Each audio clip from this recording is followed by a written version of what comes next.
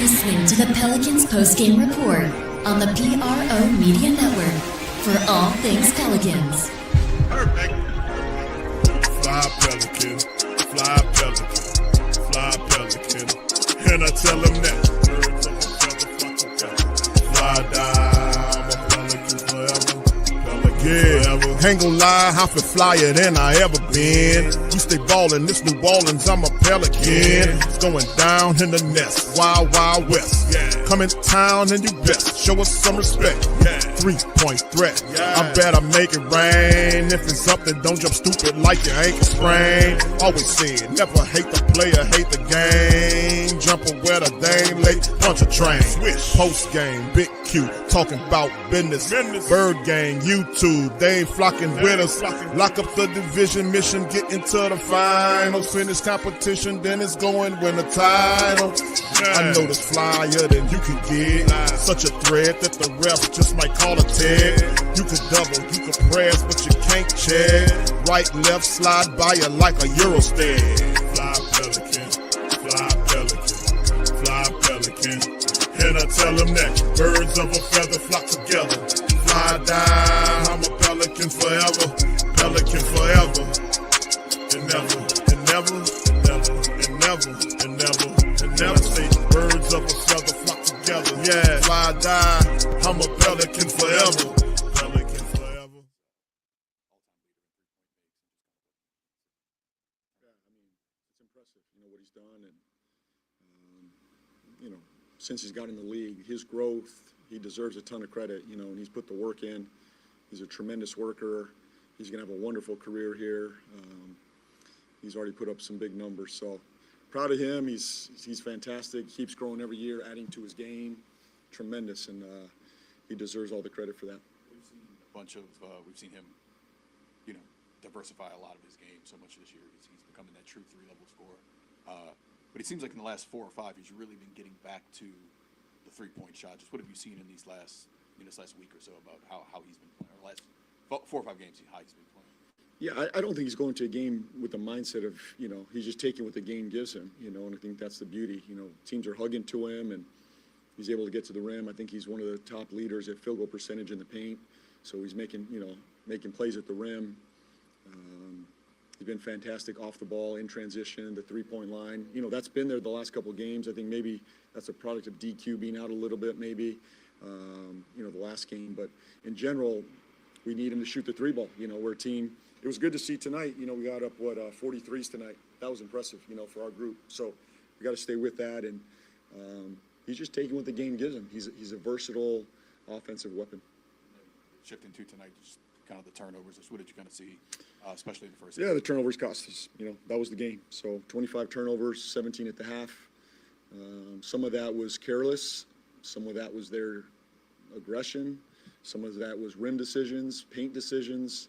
So we'll watch it tomorrow. We'll own all our turnovers. We'll watch every one of them and see, what we find out of that. So we got to be better there. The challenge for us defensively is enough. Is present enough. We don't need to help our opponents by turning it over and giving them easy ones. So and that really fueled their fast break. They had 31 fast break points. I'm assuming the bulk of that was off our turnovers. Coach, speaking of turnovers, Jeremiah gave you a boost tonight, but between him and Derek, they had 9 turnovers. How do you go about balancing that aggression you want to see from them while being? Yeah, that's the learning curve. They're rookies, This is new for them. It's decision making. Stuff happens fast. It's quick. But the only way you get better is you learn and you go through it, So those were 9 costly turnovers, but, that's with a young group like that, it's going to happen, It's just what I'm worried about, not worried, what I'm concerned about is learning from it and growing from it. That's the real lesson in it. So watching it tomorrow, owning it, and hopefully the next game we don't see the same mistake. Obviously, when it happens, we got to learn from it and grow. But those are the learning curves of young teams. And speaking of, learning curves, what was the adjustment or maybe something you saw different coming out of the set first half in that third quarter where you guys only scored? Their aggression amped up. Obviously they got into the ball a little bit more. You could see their physicality picked up. And the shots we did have, we didn't knock them down. We struggled there in the third quarter just to find an open look. The ones that we did have, we didn't knock down. I think overall their aggression picked up, and we got to respond to that. And speaking of responding, we saw Zion literally have to work for every shot that he made tonight. Kind of had an out of rhythm night. What's your thoughts on a game like him, the game that he had tonight, and him being maybe one of the bigger focal points for your team? Well, he's been tremendous. He's had a heck of a run here recently, and tonight they're a good defense. They clamped on both sides of his drives, and they made it tough on him there at the rim. So we'll try to do a better job of opening up the floor and getting him some easy looks.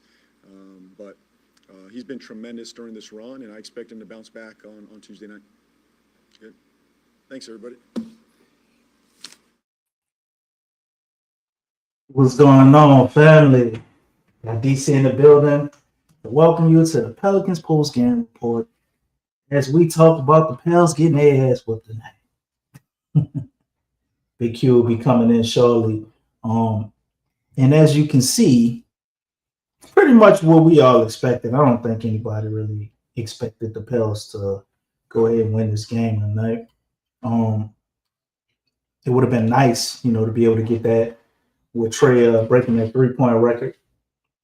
Congratulations to him for that. That's definitely awesome. But other than that, man, just another atrocious showing.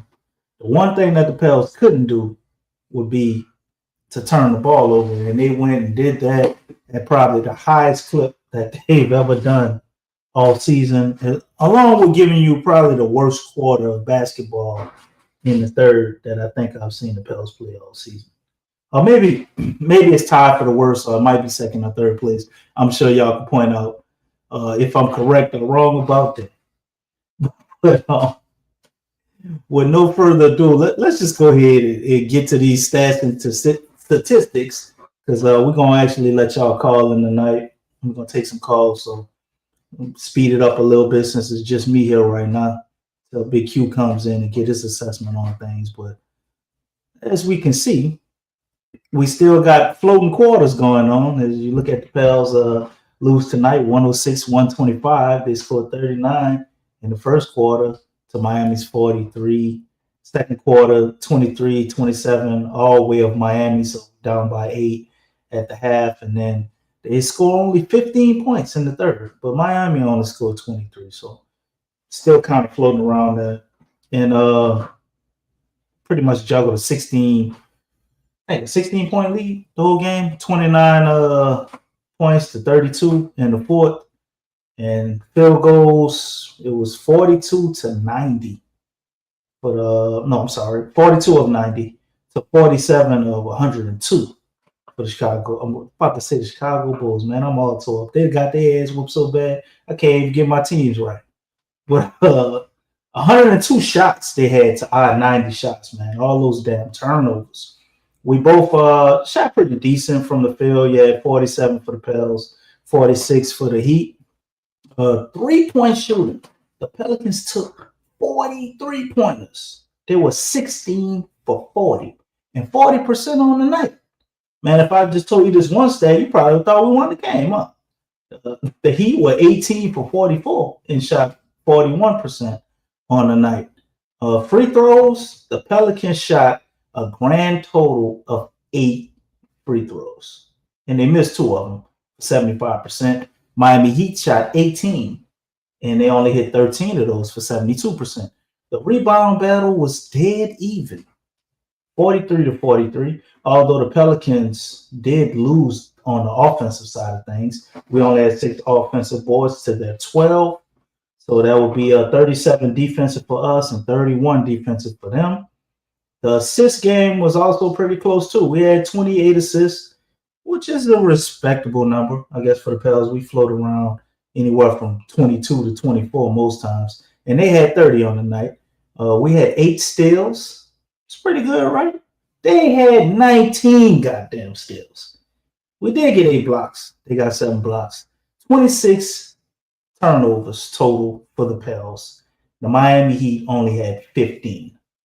Points conceded off of those turnovers. Well, off the Miami Heat's 15 turnovers, They only conceded 14 points. Now, we had 26 turnovers, and we conceded 31 points. And guess what? The 31 points went straight to the damn fast break. As you can see, the Pels only scored 11 fast break points to Miami's 31. 46 points in the paint for us on the night. Zion had an off night, so yeah, kind of be like that. 54 in the paint for them. 14 fouls for us, 14 fouls for them. The largest lead we held in this game was 3 points. The largest lead they had was 21. And looking at the box score to talk about some individual statistics, you have Zion leading the way tonight with 26 minutes, 12 points. Well, I'm sorry, Zion ain't leading the way. He ain't leading in nothing right now. He ain't even leading in minutes. Trey was leading in minutes. I'm looking at him saying Zion. But Zion had 12 points. He was 6 for 10 on the night. No free throws for Zion. I repeat, no free throws for Zion. He didn't get to the line not once. 5 rebounds, 2 assists, 2 turnovers, no steals, no blocks, 2 offensive rebounds to 3 defensive, 2 personal fouls for Zion, negative 24 plus or minus for Zion. The worst on the team. Trey Murphy broke that 3-point record tonight in stylistic fashion, I might add. You know, he did hit 7 3-pointers tonight. He scored 27 points. He was 10 for 19 for the field, 7 for 15 from 3-point line. No free throws for Trey Murphy. Not one. 8 rebounds, 5 assists, 2 turnovers, 1 steal, 1 block, 8 defensive rebounds. So all his rebounds were defensive. Negative 18 in the plus or minus on the night. Carlo Makovich got a start tonight. I actually did like the lineup. I thought in the first quarter, that first go at it, it looked solid. But ultimately, you know, the results we got from it were atrocious. Carlo had 24 minutes, only 4 points on the night, 2 of 5. He shot 3 3-pointers and made none. 0 free throws, 6 rebounds, 1 assist, 2 turnovers, 2 blocks for Carlo. 2 of those rebounds were offensive. The other 4 were defensive. Negative 7 plus or minus for Carlo. It's actually the best in the starting lineup. Derek Queen came back tonight. Him and Trey Murphy both rejoined the Pels. Derek Queen gave you 30 minutes. He got 13 points, 5 for 11 from field goal. Took 1 3-pointer, didn't make it. Got to the free throw line, though. He was 3 or 4 there. 6 rebounds, 4 assists, 5 turnovers for DQ, man. 1 steal, a block. All his rebounds were defensive. He was a negative 15 plus or minus on the night. And you had Jeremiah Fears, who actually looked pretty decent this game, man. I thought Jeremiah looked all right. He still got that little issue with being blindfolded when he's on a fast break. He's allergic to passing on a fast break for some reason. 26 minutes. He had 21 points. He was 8 for 13 on the night, 4 for 6 from the 3-point line. Good shit. That's why our 3-point percentage looked good between him and Trey Murphy, man. That's some hell of a 3-point shoot. 1 for 2 from the free throw line, 3 rebounds, 2 assists, 4 turnovers. So you heard Borrego talk about it. 9 turnovers between both the rookies. 9 just between our rookies. He had a steal and a block. All 3 of his rebounds were defensive. He was negative 15 plus or minus on the night, matching Queen. Yves Nisi got 17 minutes, 6 points, 3 for 5 from the field. No 3-pointers, no free throws, 5 rebounds, 1 assist, 1 turnover, 1 block, 1 offensive rebound. The others were defensive. He was a +1, plus or minus. Yves always brings some good energy. Jose Alvarado came in the game. They had some weird lineups out there with him, Jordan Poole, and Fears, man. I was like, what is this? Jose played 20 minutes. He had 6 points, 2 for 7 from the field, 2 for 6 from the 3-point line, 6 rebounds, 3 assists, 3 turnovers, 1 steal, 2 blocks for Jose. Wait, hold up. No, I'm reading that wrong. I'm sorry, family. It was 1 steal, 0 blocks for Jose. He had 6 defensive rebounds, though, +4. Led the team in the plus or minus on the night for Jose. Jordan Poole actually played 25 minutes, and did not put up a $30 million performance. 8 points. He was 3 for 11 from the field, 2 for 6 from the three-point line. Jordan Poole also did not get to the free throw line. And I have to say, he's probably been one of our best free throw merchants on the team. He didn't get not one free throw. It's a little weird. He had 1 rebound, 8 assists for Jordan Poole. 8 assists for Jordan Poole. 3 turnovers, though. He had a steal and 2 blocks. Jordan Poole had 2 blocks on him. It's a little awkward. 4 personal fouls for him, 1 defensive rebound, -10 in the plus or minus. Micah Peavy played 14 minutes, gave you 4 points, 2 for 5 from the field. No 3-pointers for him, 1 rebound, 1 assist, 1 steal, 1 defensive rebound, -5 plus or minus. Trey Alexander got some garbage time minutes with 2 of those, and he was zeros all across the board, except for 1 assist, -3 plus or minus. Bryce McGowens played 16 minutes, gave you 5 points. He hit 1 out of 3 from the field, 1 for 2 from the three-point line. Got to the free throw line, hit 2 free throws, 2 rebounds, 2 turnovers, 2 steals, 1 offensive, 1 defensive as far as the rebounds, and he was dead even at 0 for the plus or minus. Jordan Hawkins also added in some garbage time minutes, and he took 1 shot. It was a 3-pointer, and that was pretty much it, -3. Getting to the Miami Heat, looking at how the damage was done. Well, you know, the man of the hour is none other than Norman Powell. We knew he was going to be a problem coming in here. I didn't know he was going to start the game 7 for 8 from the three-point line in like the first quarter. That shit was crazy. He played 29 minutes, gave him 34 points, 11-15 for the field, 9 for 12 from the three-point line. Man, that's an insane stat line. 3 for 4 from the free throw line, 3 rebounds, 3 assists, no turnovers, 2 steals, and he was a plus 23 plus or minus. Those rebounds, they were all defensive. He had 3 personal fouls.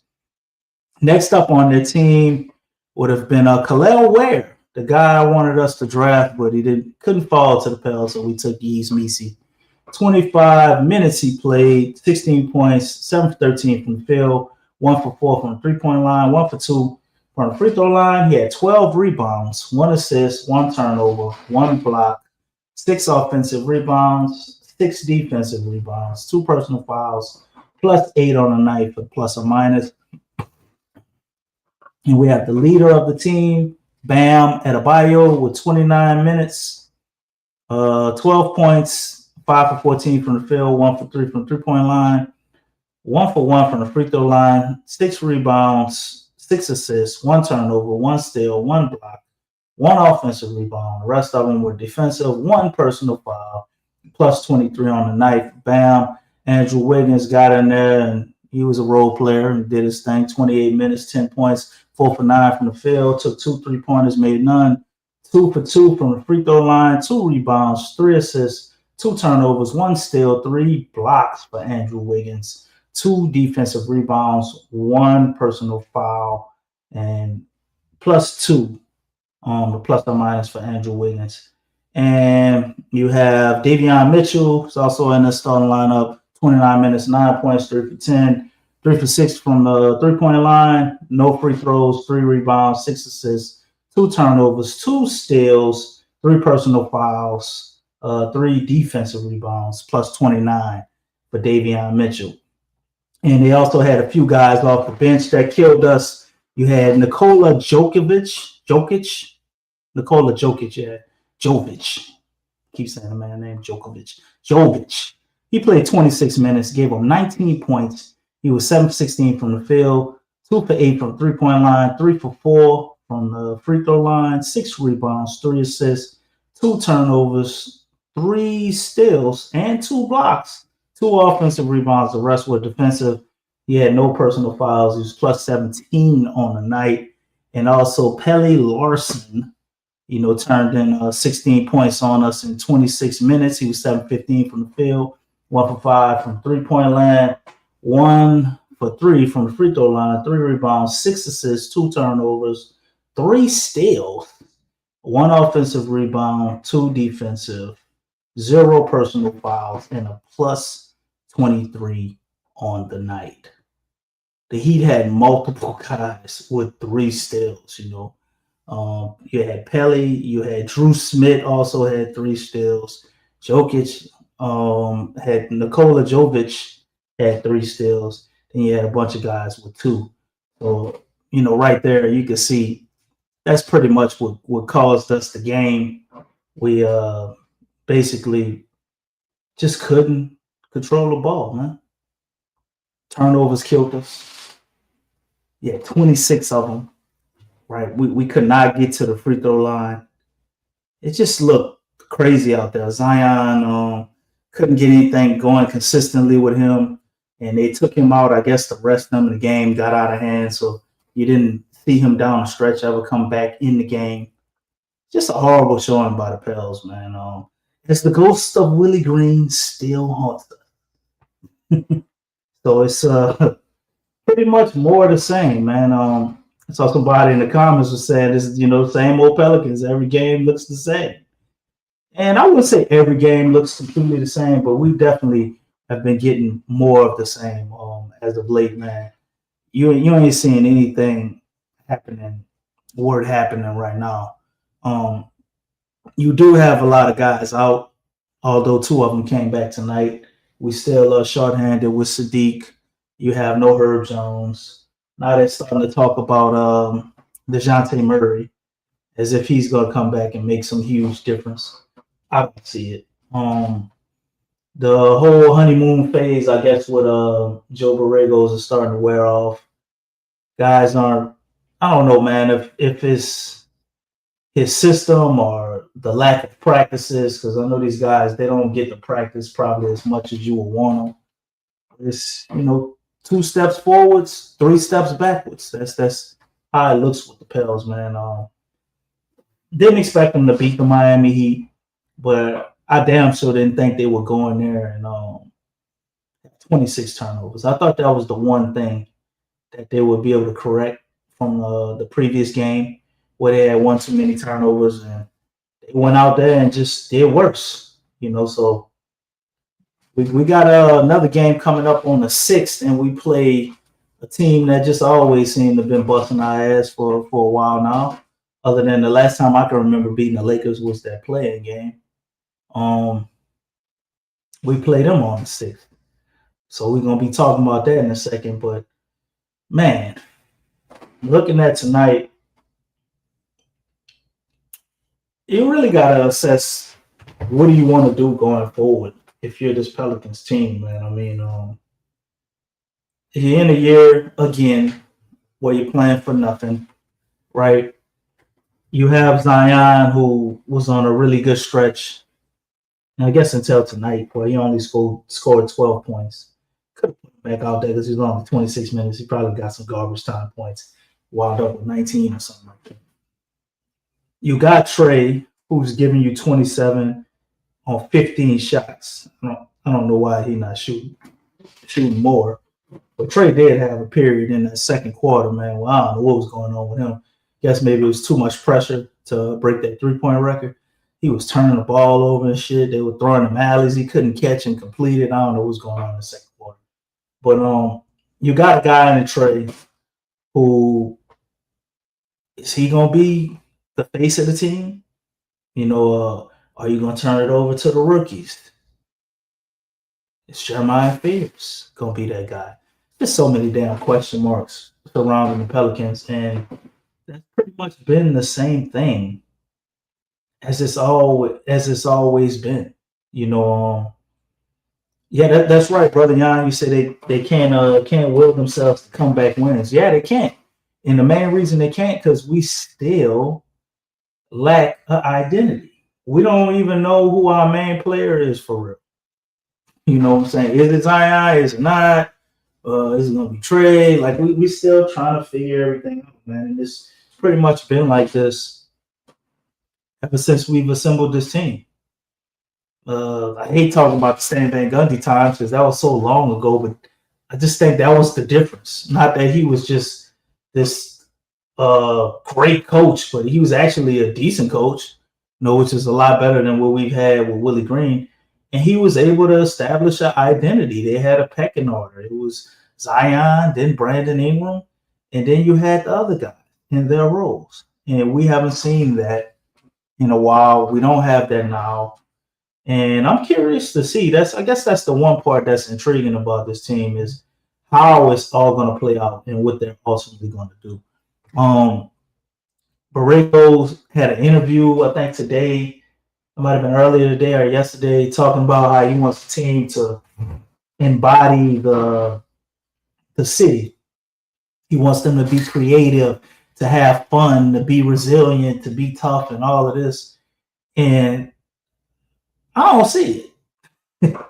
I see the talk, but it's like they still don't look like the city to me.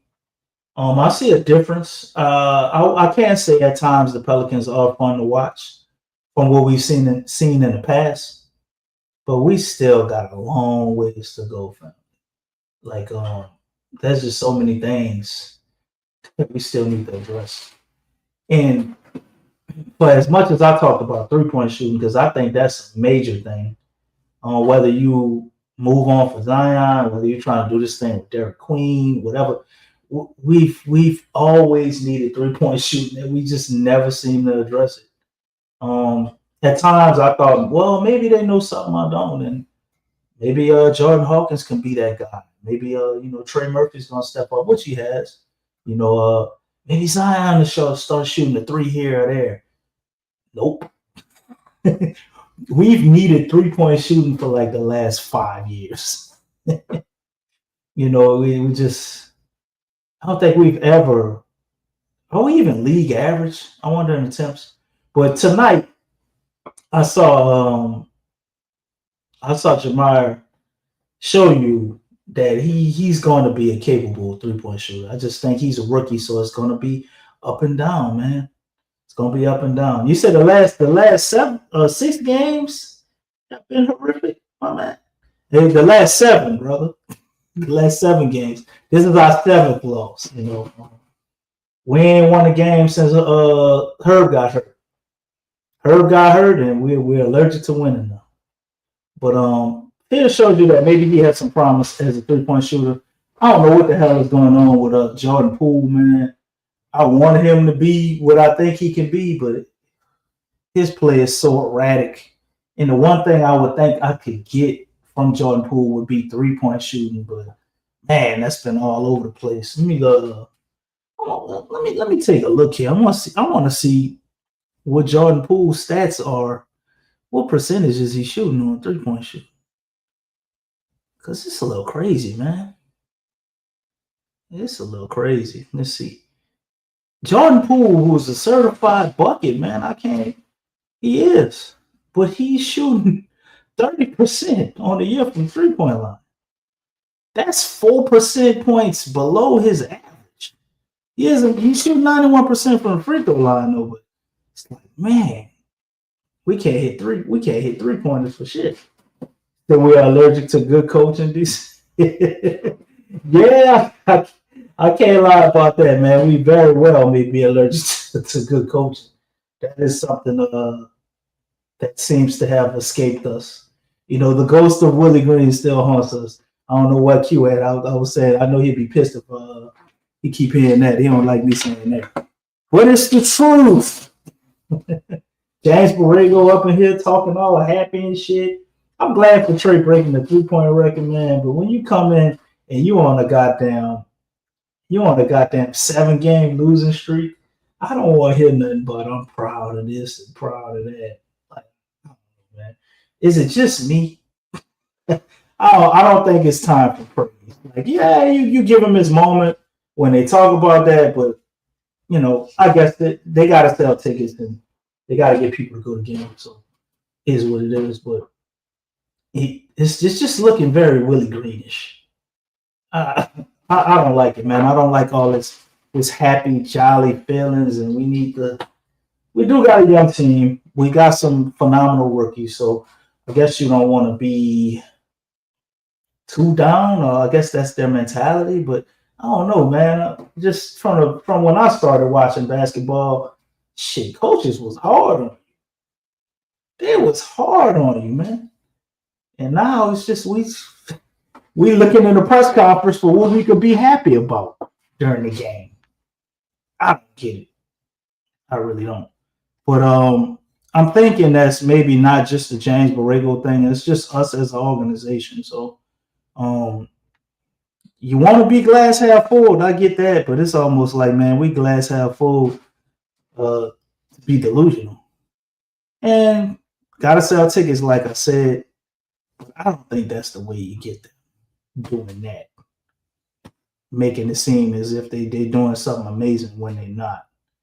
But let's get into this Lakers coverage and go ahead and go over this. And then I'll let you guys vent. If anybody wants to join in the show, you can come and propose some questions, or you can put questions in the chat as well if you don't want to get on the mic. And it's been a while since we let y'all talk and just kind of hear what everybody in the chat think, man. I'll answer any questions y'all will want us to answer.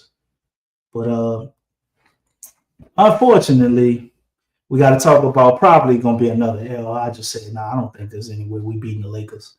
And, the Lakers are a damn good team, but I see some chinks in there almost. But I don't think we can exploit them. But the matchup indicator has us with a potential chance of 63.5% of getting our ass kicked. And I don't think it's for gambling purposes, like Lex would say. You have the season leaders as far as points with Luka Doncic with a scorching 33.6 points a game that he's dropping on 45% efficiency. He's 80% from the free throw line. You got Trey Murphy for us, obviously, at 20.5, 90% free throw shooter, 50% from the field. Trey having a solid year. You just, we 8 and 29, so you won. Rebounding, you're going to have DeAndre Ayton, who's giving them 8.5 rebounds. You have Derek Queen for us leading the rebound and giving us 7 a game. Luka Doncic is leading them in assists at 8.7. Derek Queen is leading us in assists at 4 a game. They look to be down a few players, and Rui Hachimura, who's going to be out with a calf injury. You have Gabe Vincent, who's out with a back. Abdul Diarra, he's out with a knee. And Austin Reeves is going to be out pretty much, looks like, the whole month of January with that calf injury. We have Sadiq Bey, who's going to be a game time decision. And Herb is out with the most severe twisted ankle I've seen in a while. I'm guessing it was, I don't know, man, maybe it was pretty bad. But it's just, we don't have any coverage on what's going on Herb. Every time we up here, he's estimated to return the next game, but he's not ready. So hopefully he could get right, man. It'd be good to see Herb play a long stretch of games without getting hurt, man. He's been getting banged up a lot. DeJounte Murray is still out with that Achilles, and they got him with an estimated return of January 13th. So they're starting to drop articles and everything about DeJounte. I've seen some stuff floating around on social media with him in the gym, look like he's getting active. So I think we'll probably be getting an update maybe on January 13th on a possible timeline for DeJounte Murray. But looking at the way things are going and how shrouded in secrecy it is, I would say he probably won't be returning at least till the end of the month, maybe February, if that. Looking at the team stats here, you got the Lakers that score 117.2 points a game. Pels score 115.4. And we give up an astounding 123 points a game. The Lakers actually give up more points than they score too, but only by a point. So they're 117.3 points against. Field goal percentage, the Lakers shoot 50. We shoot 46. Rebounds, we should be able to do our thing on the boards. The Lakers aren't a great rebounding team. They only get 41 a game. We get 43. Assists are about dead even at 24.8, 24.6 for the Pels. Blocks are dead even there. They get 4, we get 4.1. And steals, pretty much the same thing. Except we get a little more. We get about 1 more steal a game. 8.3 to 8.9 for the Lakers. The last 5 games for the Lakers, they've only won 2. So with Austin Reeves getting hurt, it's been a little rocky for them. So I guess the LeBron and Luka thing ain't going as smoothly as they would like. And the teams that they've beaten, it was Sacramento and Memphis. So two teams like ourselves, kind of meddling around at the bottom of things. And Detroit, Houston, and Phoenix, they all took L's to, which, some pretty good teams. Phoenix is a lot better than I thought they would be. But we know what Houston is, and we know what Detroit is. And as you can see over our last 5, we just lost everybody. It was almost a win, I guess, if we can compete, because only say about 3 of these games you could have realistically thought the Pels might be able to win. They should have definitely won that Chicago game. They just coughed that one up. The Knicks game, they actually should have won. They gave that up, man. The Knicks couldn't have put it in your hands anymore. We just didn't want it. So you're facing the Los Angeles Lakers, man, and I don't see it. I don't see how we get a dub. I just have to see the Pels play simple basketball at this point, to think that maybe they'll be able to beat the Lakers. They just can't. They can't get out their own way right now. They just cannot. To go from having what was like 17 turnovers last game, and that was a lot for the Pels. They had a lot of games with 9, 10, 12 turnovers, and you go 26 tonight. It's like, man, every time you plug one hole in the boat, it's just another one. And you can't beat a team like the Lakers. You can't beat any good team, and you just got all of these issues where we can't solve simple things. So I think we got another loss incoming, family. I hate to say it, but I don't see a victory Pels. But let me see who we got. Oh, my man Jaden is up in here. He done jumped in the thing. Let me bring you on up, bro. And y'all feel free to join. We put the link in the chat. If you want to come up here, you got anything to say, you got any questions, if you don't want to come up and talk, but you want to hear certain topics, just throw them in the chat, and we'll do our best to cover what we can. But what's going on, Jaden? How you doing, man? Doing great, DC. How you doing, man? I'm pretty good, bro. What's on your mind, man? Nothing. It's the same old Pelicans. At this point, man, I don't care about winning or losing. I just care about seeing our young guys just improve. It's just Pelicans off to a good start, then the lead goes away, then you know the rest of the story after that. No doubt, man. The Pels, they'll pull you up to let you know. And every time you see that first quarter, you be like, man, I think we might be able to do it. By the end of the second quarter, going into halftime, you're like, I don't know, it's a little rough, but I still think maybe they could. And then here they come with that third quarter, man. Every game. Third quarter, bro. Yeah, we got the floating quarters all the time, man. Yeah, the ghost of Willie Green is still here, and he will not go away. Nah, Willie Green ain't going nowhere, man. He gonna make us pay. Willie Green probably out talking to the voodoo lady after we fired him, man. Willie Green in Cancun right now on the ocean, watching the Pels fail. I wonder if he's watching the game, though. That's interesting to know. I bet he is. Ain't no telling. Let me see. What we got in the comment section? Okay, we ain't got nobody else coming in. It's just me and you up here right now, bro. So what's your outlook on the Pels going forward, Jaden? What would you want to do with the Pels? Well, what I want to do with the Pels, I think we should just. I understand we don't have a first round pick, but don't let that set you back. I think we should go ahead and just build with Trey, obviously Garrett Queen, Jeremiah, and I'll put Zion up in there. It's hard to say, we don't know what's going to go on with Zion, but outside of that, we should just build with Derek, Jeremiah, and Trey. I just think we should build around these three. Let these guys continue to build chemistry throughout the year and find the right head coach and just go from there.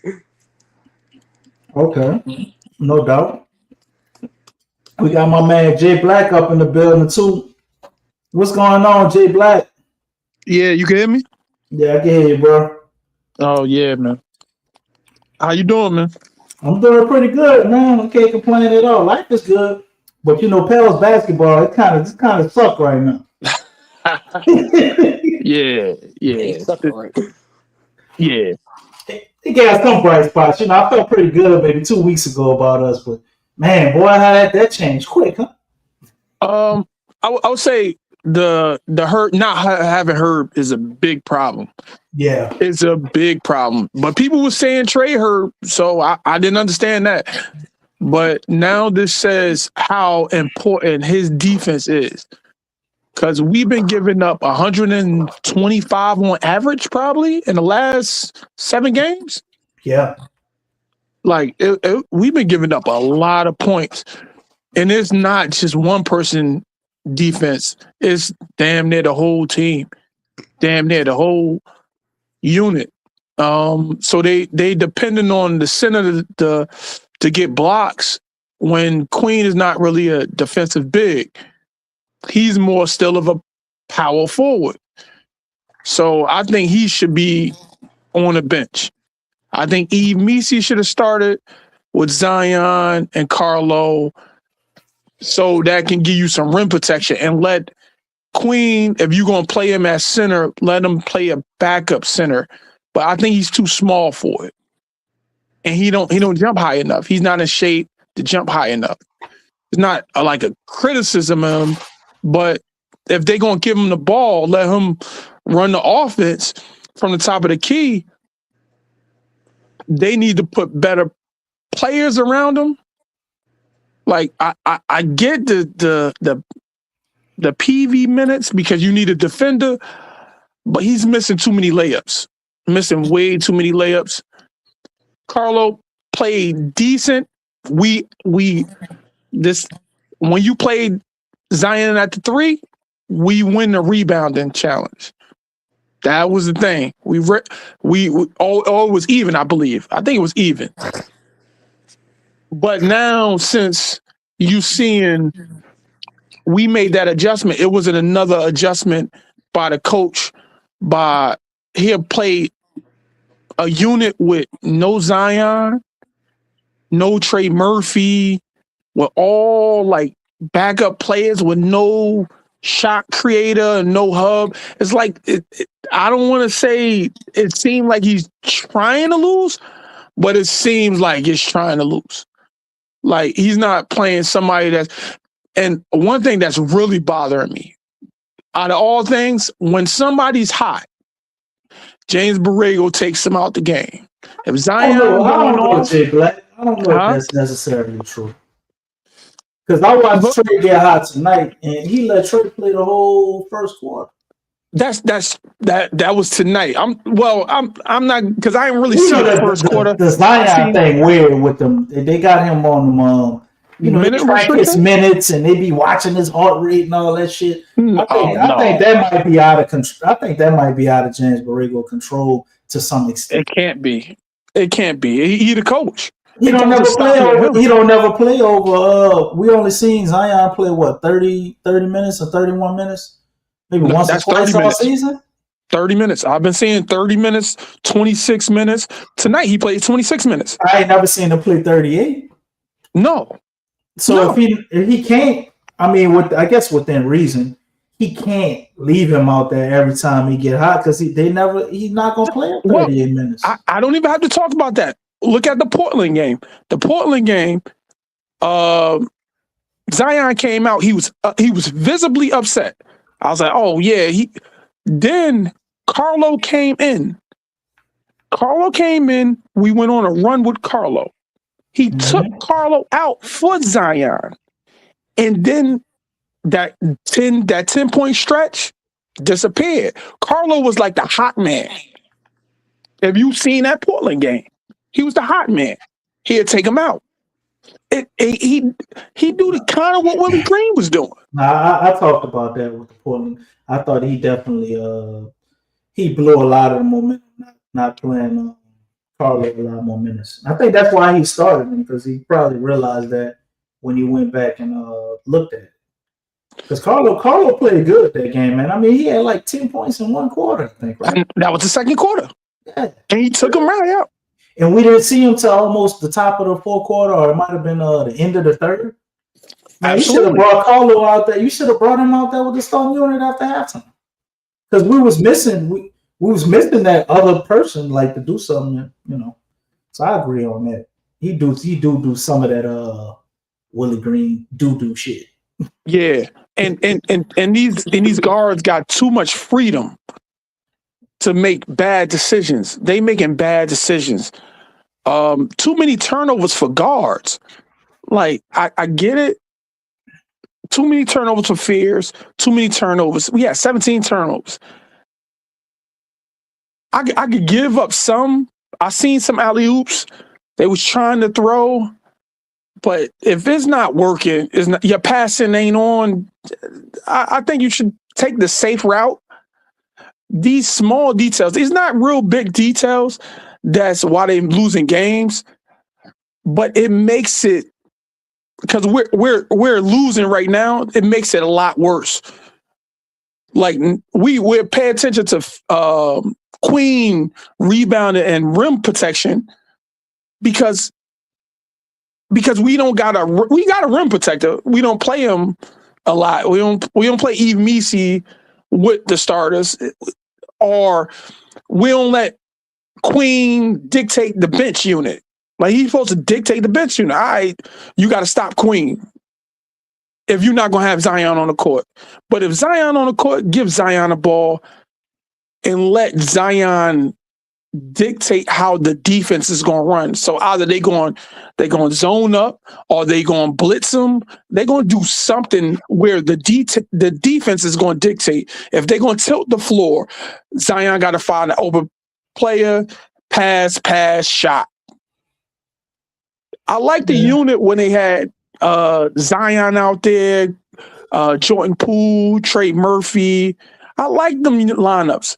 Why they're not in there together for long stretches? Borrego, he seems to be one of them coaches, man. He lets you put your toe in the water, and if you don't look like you're doing that, he just keeps searching, in his rotations. I think it's a little bit of the, like I said last show, the opposite of Willie Green, where Willie won't change anything. That's true. Borrego changes stuff too much. Too much. We needed a balance, and that was the problem with Willie Green. So Willie Green allegedly after that Dallas game I think that was the other year. I forgot what year that was. That was last year or the year before, when he got sick for that one day. That was the year before. That was the year before, because Jordan Hawkins won the rookie last year. Because we had Dyson Daniels then. Yeah. And we had the center. Because you had him out there with Hawk, and that actually was a good backcourt, because Hawk played a lot. He's good defensively. You still would think we had Hurt too, right? Did Hurt play? Yeah, absolutely. So Hawk is a defensive liability. They covered that up. They let him go to work on offense. But the thing is, Willie Green. Hold on. What you say, Jay? My man, Jay. I think you're trying to say something. Okay. I ain't saying anything. Oh, I heard, man. I hear so many more speakers. All right. My bad, bro. So Willie Green allegedly got upset with James Borrego, or he came back prematurely. Remember we talked about that years ago. He was supposed to run James Borrego offense. He didn't want to run it. He went back to the isolation thing. So they were supposed to be like James Borrego with the offense, Willie Green with the defense. Willie Green stubbornly start just doing his own thing offensively. That's why offense wasn't that good. He was doing kind of isolation. We were supposed to play the style years ago. So that's a major thing. So if we had Willie Green's defense and James Borrego offense, we wouldn't be having this problem, because Willie Green ain't give up this many 100-point games. how bad he was, he don't give up this many 100-point games, 120-point games. I disagree. I could go We back. on route especially- to if we keep going the pace that we're doing, we have 60 games with people over 120 points. Maybe 1,000 in that. But if we're looking at the Pels, let me go back to last year. Let me see. Because last year, man, we was giving up a lot of 120-something point games last year. Look it up. It's right It's a here. lot, Let me see. It's on the screen right It here. should be it should be in the 40s. It was a lot, bro. Look right here, Jay Black. The first 125, 124.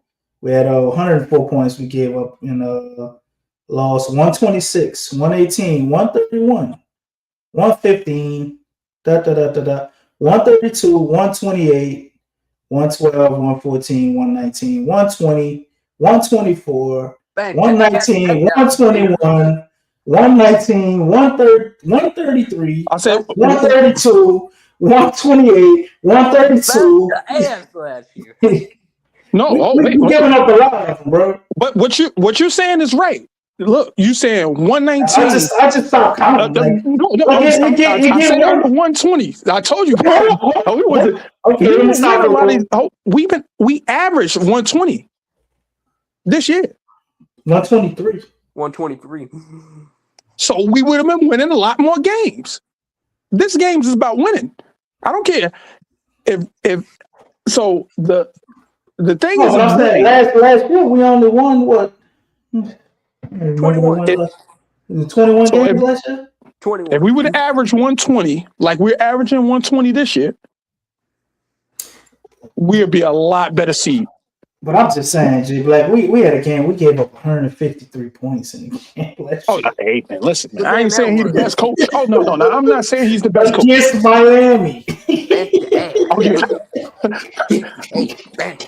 I think the problem with Willie Green, I don't think it ever was like this wonderful defensive system.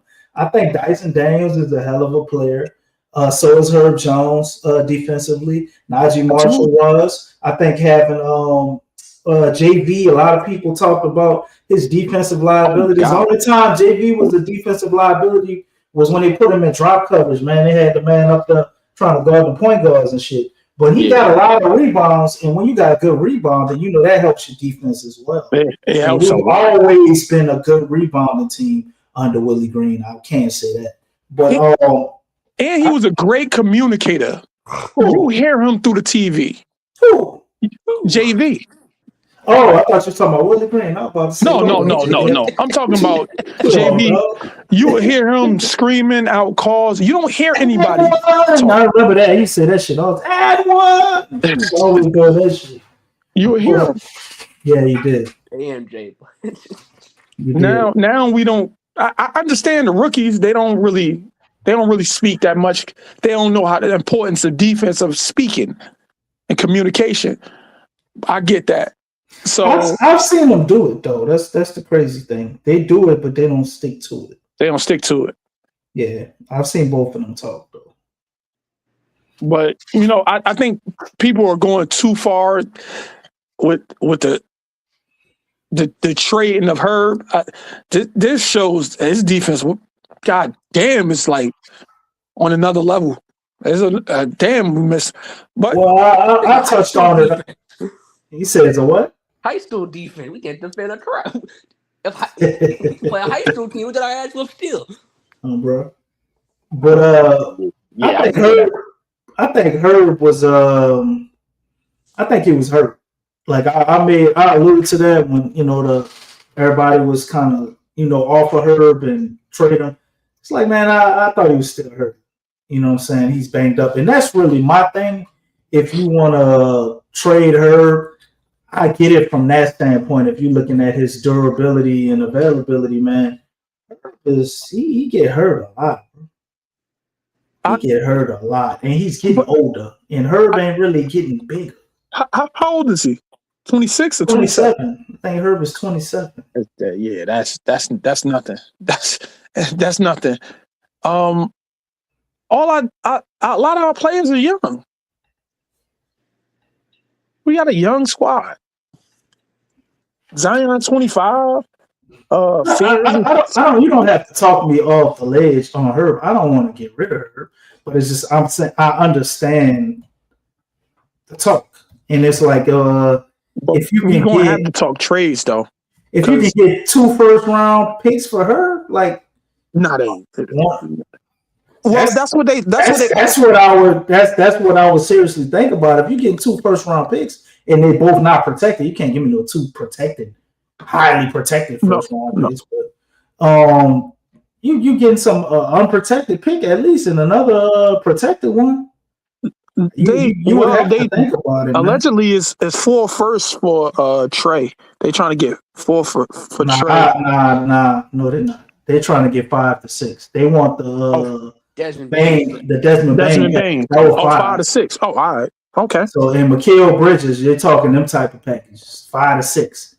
And as much as I like her, I really wouldn't want to trade him. But like if we did that, it's like, man, we not looking at it. I gotta look at it and see what happened because it's like, that'd be terrible. I believe that'd be terrible. so what would you do? You just keep going at it with the same. DeJounte Murray to Milwaukee. DeJounte Murray to Milwaukee. Bobby Portis and it's another salary that's over there that'll be good. Oh, hold on, man. It's my man Slim Soul. It's my 42nd B-Day. Couldn't get the dub. That's all right, brother. Congratulations to you, though. You made 42 trips around the sun, man. Happy birthday, man. Don't worry about that. Happy birthday. Every loss is a win for the Pels, but that just means we need to reconstruct our team. So they can't get complacent. But Joe Dumars said earlier in the season he don't care about wins. So care about development. But he want to see all of them together. I can agree if Joe Dumars knows something we don't, bro. If he already know we gonna be out the draft lottery, like that shit for Atlanta wound up being like the 8th pick or something. You know what I mean? Nah, I could see him being like that, but I just put the perception of it, man. What if we get? Which I never think they always rigging it, Jay Black. I don't think they would. You think they would let Atlanta get the first pick? Or San Antonio or OKC? Which one? Yeah, they probably would. You got regardless, it's gonna be a high pick for one of them teams. Because it's kind of hard to live that one down, bro. It's kind of hard. It is hard to live that down. If this pick we traded for Derek Queen winds up being the first pick in the draft, yeah, because I don't understand why they didn't take Queen earlier. I wanted Queen earlier. Because they knew they could get Fierce and Queen. Listen, I'm sorry, I don't need Fierce. I need a Queen. Queen in that draft. VJ. I wonder if they wanted VJ Trey Jones originally, and they thought maybe. I thought they wanted what's the dude that's in Utah? He's Ace Bailey. That was bullshit. I didn't really hear. Like he was gonna fall. I didn't hear a lot of them saying like that we wanted him. The talk I always heard was around VJ. That's what I heard a lot. Shit. Like, Dumars liked the VJ a lot. He's a dog. He's a goddamn. So I think we wanted him. That would have been like our first option. You know what I'm saying? But Fierce, I didn't expect them to get Fierce.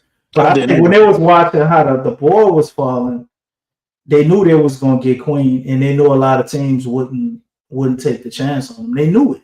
They knew it. Was it true that they was, and then we could go back and get Queen too? Was it true that they was trying to other teams turned down the first round draft pick? Yes, that's the funny thing. When everybody talk about how bad our trade was, I'm like, well, if our trade was so bad, why did the Blazers turn it down? Why did Phoenix turn it down? Why did all these teams they tried to get that same package to like deny it? Wouldn't that have made them awesome? That's that. Yep, absolutely. So it ain't that crazy, but I think for the sake of just perception, man, they have to win enough games for it to not be a top 3 pick. So the thing is no bad teams in the league. There's no easy wins. If you're saying you're going to easily beat Utah, it's not easily. You ain't going to easily beat Sacramento. It's not easily. They got veterans over there. It's not, if you're not locked in defensively and offensively, you can't be a slouch on neither. What the league turned into is now it's super competitive everywhere.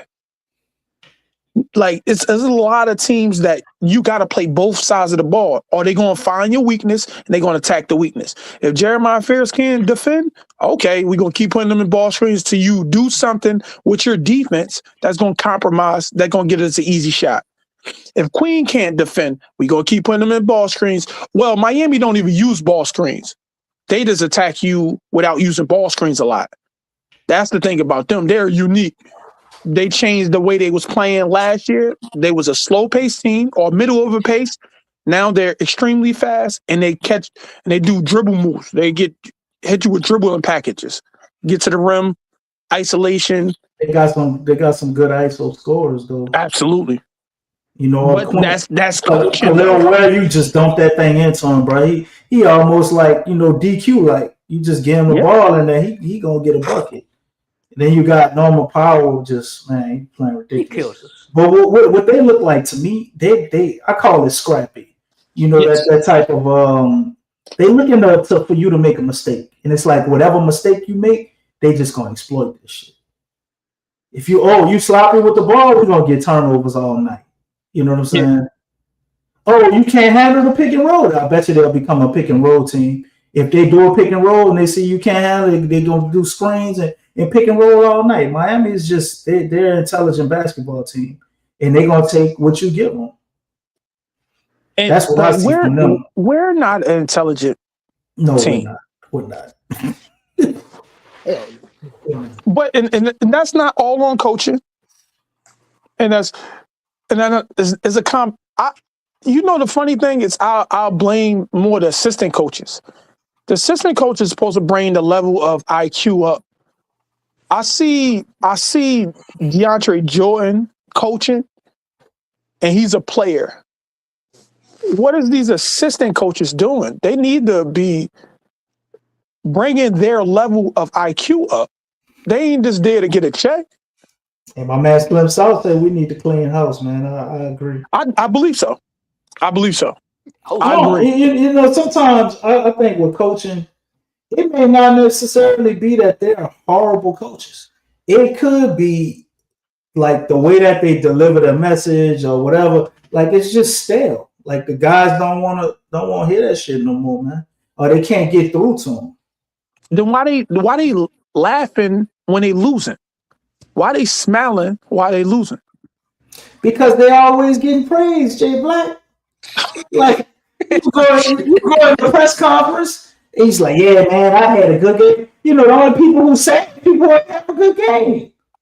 I had a good game today. Coach going, he liked what he saw out there. I did. You know what I'm saying? What's the repercussions for losing? There is none. You're supposed to sit down. James Borrego said, if you have this many, like it was a competition on who gonna get playing time. Why is it like Zion is only playing 26 or 30 minutes? He's not playing more than that. And whenever he goes off the court, matter of fact, tonight it wasn't even that. Tonight we was tied at the second quarter. Messi was in, Carlo was in, Zion was in, Trey Murphy and Jordan Poole. We was tied. They subbed in Queen. We went down by 8.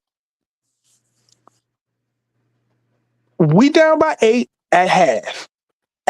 Because we was missing layups. Then they brought PV in. He missed these easy layups. They're like turnovers now. Since we don't, man, you ain't lying. That's another thing, Jay Black. Like even Michael Peavy can't make layups. I don't know what it is. He don't use the Nobody backboard. can make layups, man. You know how many times I seen somebody go for a layup tonight and the shit didn't even hit the rim?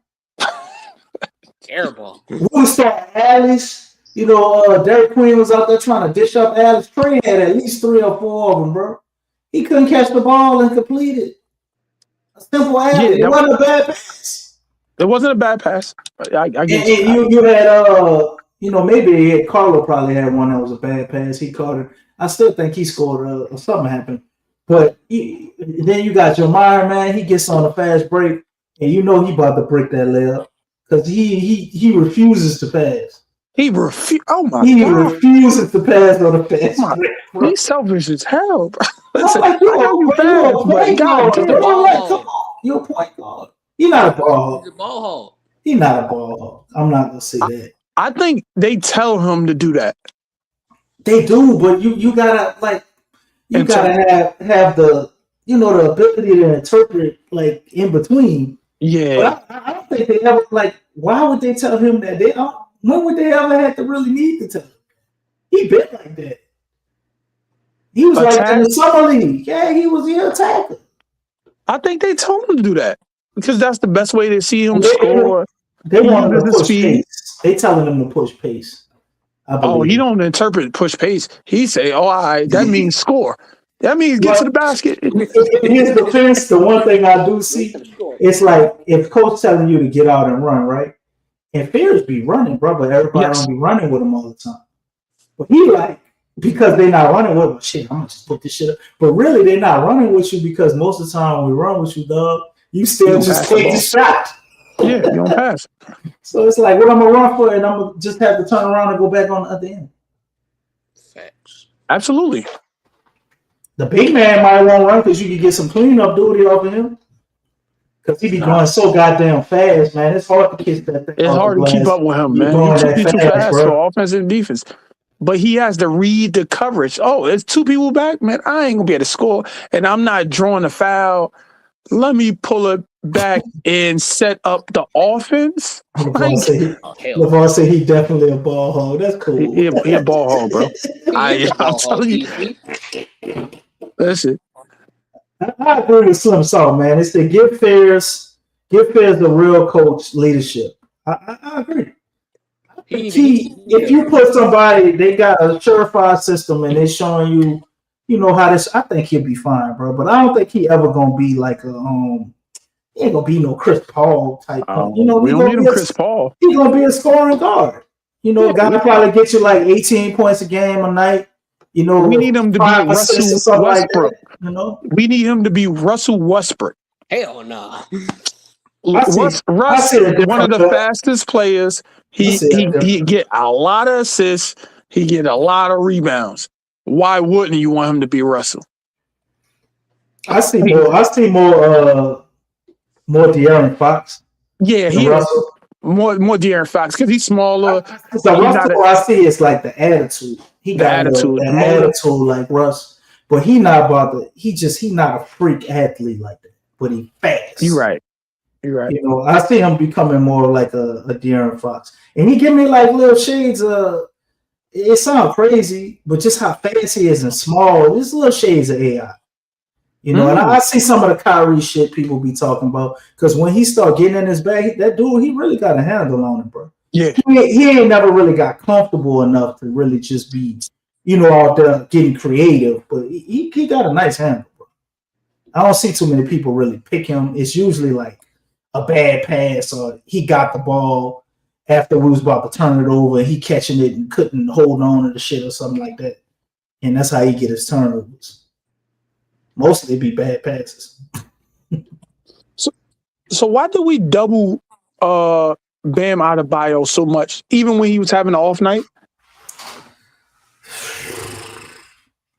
I don't know, Jay Black. I was thinking the same thing. I'm like, why are we not, doubling Norman Powell. What is this shit? That's what I'm thinking. You see the person that's high. Like Jovic, oh my God. Jovic, luckily he didn't hit them 3-point. It was giving him wide open 3.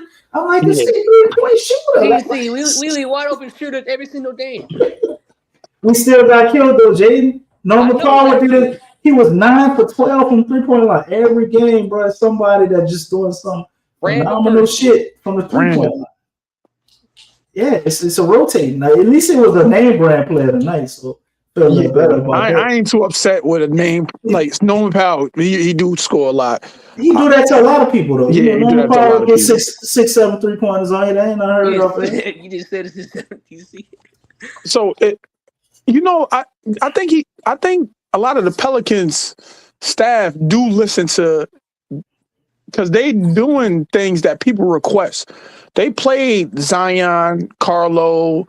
They played the 3 big lineup, and it worked with rebounding. Now, what we do with the bench is the problem. Like, you got to have some type of scoring hub off the bench, but our scoring hub is hurt. No, I'm gonna tell you, Jay Black, but first I'm gonna read my man Jay Carvello. He been dropping a lot of science up in this chat. He said, because Sharon Collins believes in making the others beat you, but the others don't just beat you against us, they have career nights. Absolutely. I agree, Jay Carvello. But we do have something off the bench, Jay Black, but they went away from it. For the life of me, and I think that's another reason Jordan Poole had an off night tonight. They've been playing Jordan Poole, and they've been matching his minutes with Kevon Looney, right? Yeah. So we start Carlo tonight, right? So now we can't play Kevon Looney at all. It's just it's like I understand it's difficult, but Kevon Looney and Jordan Poole had a thing going. When he does these screens at the top of the screens, he doing them double screens, and he getting that look he want from the 3, and he get high. Yes, James Borrego completely went away from the shit. That was our bench offense, bro. No, because Queen came back, so they put Queen as the center when he's a natural power forward. But they're playing Khalil Ware and Bam Adebayo. We can go double bigs both ways. Like, they didn't have nobody, to me, stopping us from doing 2 double big lineups if we wanted to. Like, listen, we asking for too much. When we ask for double bigs, he only thinks for the starting unit. Like, I don't really consider. You gotta be self-aware though, man. Like, we getting all our bench points. The last 2 games, even though we didn't win. But Jordan Poole, started to get it going a little bit. He didn't play so good last game, but I think it was the game prior to that when he had 26, right? Yes, he did. Even the game when he played with the last game, he looks good out there with Looney. Like, he does. Why not? We having problems scoring. Like, why not? What are you doing? So I think they experiment in the lineups. The like Zion with Poole, they don't screen enough. Like, Zion only do 1 screen and he gonna dive. Oh, I'm screening, I'm dive because he want the ball. He not gonna screen and rescreen. He not going to screen, rescreen, make the defense commit. I think he would if it was an actual play drawn up like that, but just for him to do it himself, nah. That's what we need him to do. But we've always had Zion, like, you just give him the ball and get out the way. So, like, why would he screen, be thinking all this shit now? And the whole time we had him here, that's all we've ever done, other than when we had Lonzo Ball. Because now the league has caught up to everybody else. You don't got no one, like, you got dominant teams, but you got a lot of teams that's not dominant that can beat you. Every team can beat you each night. There's no like relaxed night. Unless Zion go hot and give you a 50-point game. Like, I don't think he ever did a 50-point game. But Zion? Yeah. I think his career high is, what is it, like 43? 40-something? 43 against Minnesota, I think. If he played more minutes this year, I think he could have got 50. He could have easily got 50. Just saying, but they don't play him a lot. So I ain't going to harp on that. And sometimes he don't take enough shots either. So it ain't even that they don't play him. He don't take enough shots. Portland, he was taking all the shots in the world. No, he took 26 shots in Portland. and they took him off the court for whatever reason. I don't know. My eyebrows raise every time I see stuff like that. So what your theory is that they're trying to lose? No, They're allergic to winning. they experiment. His career They don't high care. 43 against Minnesota They're on allergic to winning. January 2nd, Jay Black, 2023. So we just passed the anniversary of that a few days ago.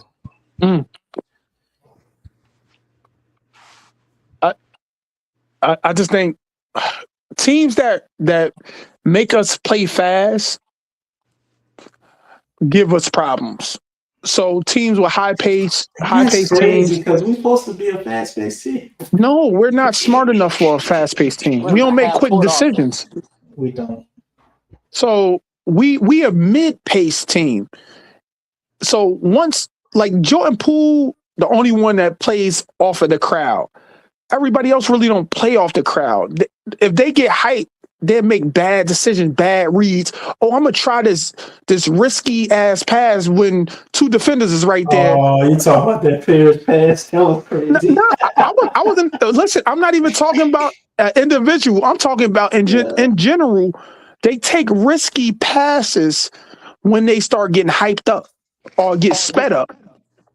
But when they play slow, they still bad IQ. They gotta play middle pace, like attack weak defenders, read coverages, play like a playoff team. They can't play like oh, I'm gonna just run plays. Nah, this is a weak defender. I know he's a weak defender. Give me the ball in this. Get their weakest defender, run a screen to get me or Zion on them or one of your dominant scorers on them and play through that. That's what everybody is doing. Everybody is attacking weak defenders. They exploiting weak defenders on every night. If you look at most teams, they exploiting weak defenders or they just got a great player that just can't get stopped by anybody. Yeah. So man, ain't no lies told out, man. What's the answers though, Jay Black? You know, you didn't sit down and you didn't just dissected it. I know it ain't been a while, bro, and you wanted to get your whole spell. So what do you see as the correction that needs to be made with James Borrego and the next one without James Borrego? First and foremost, we gotta trade people that's not gonna play. If you're not gonna play, you might as well just because now availability is the key. Like you gotta play. So who you alluding to? Because I mean, you said the Herb trade. Herb is nah. You need her because it shows you need her. And Joe Dumars' style of coaching, he want aggressive defensive guys. It don't matter where you score from. You can score from three. He want toughness. He loved toughness. Anywhere he goes, he like that. The team like he won. And I think that was 89, 88, 89. His type of team. They was tough. They could score. Anybody could score. It wasn't like a ball dominant team. Isaiah Thomas, Joe Dumars. Then they wanted, I believe in the 2000s or something, or 2000 or something. I forgot when the Pistons won it. Then now the recent Pistons is more of a defensive team, defensive minded. So he gonna get some defensive guys here. That's toughness. Like, go ahead. You was about to say something? Oh, I was just saying that he want toughness up in it. He want dogs in his building. Yes, he want dogs in the building. Yeah, we got to get the poodles up. Yeah, if you don't show anything, I was against trading Jordan Poole, because he got 1 year on his contract and basically gonna be gone after the year, or he might stay or whatever. But I think the point guard, DeJounte Murray, should be the person to go, even though we ain't even see him. So they're gonna have to play him anyway to show his trade value. But I think he needs to go. Because I don't think he want to be here, even though he got No, hurt. he don't. Like, we talked about the thing with, his baby mom, they got issues. She from here and all of that. And I'm thinking that was probably, it looked like a good situation when they were together now with all that going on. Then what happened with the team, his comments about not getting table time and all of that. And Joe Dumars said, well, guys got a problem with stuff. They come to my office, we can figure something out. All of these things. Yeah. I think it's a foregone conclusion that he's eventually going to be out here. It's a small chance that I won't work it out with these guys, but even with that, it's like, how does this work with Fairs, Poole, and DeJounte Murray? I would think both of them, will be out of here at some point because of Jeremiah Fairs. Poole You and need a backup. Fairs, You need a backup. you need a facilitating point guard. DeJounte Murray, he's kind of that, but he like to have the ball in his hands all the time. You know what I'm saying? You going to trade Jose? Trade Jose to the Knicks? Why are we talking about the Knicks to Jose? Nah. Jose contract, but let me bring DJ in, man. He's been patiently waiting. What's going on, DJ? What's up with you, bro? Whoa, how y'all doing? How y'all feeling? I'm good, man. Y'all can hear me? Yeah, we can hear you. Y'all can hear me? Yeah. Yeah. Okay. First of all, everybody who in the chat or on the panel, I want to say happy holidays and happy New Year's to everybody. First off,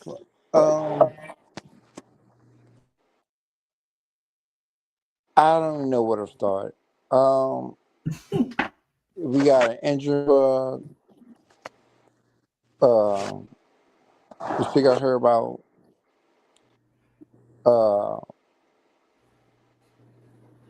who else out? Who key out? Her DeJounte Murray. I do want to see him before we even thinking about trading him. I do want to see him as far as like the closeout. If that makes any sense, because we need help on like third, fourth quarter, because you got Jose. January, or he would run Jose, Jeremiah Fairs. Sadiq Bey, he didn't play either today. Like it's just the lineup be weird. End of the third. At the beginning of the third quarter.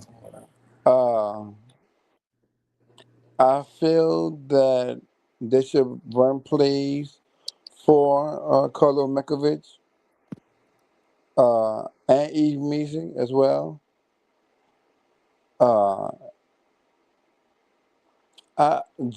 Jordan Hawkins. Now, if y'all want to trade somebody, I would trade him because they barely use him. You know how trades work though, DJ. You gotta trade somebody people actually want.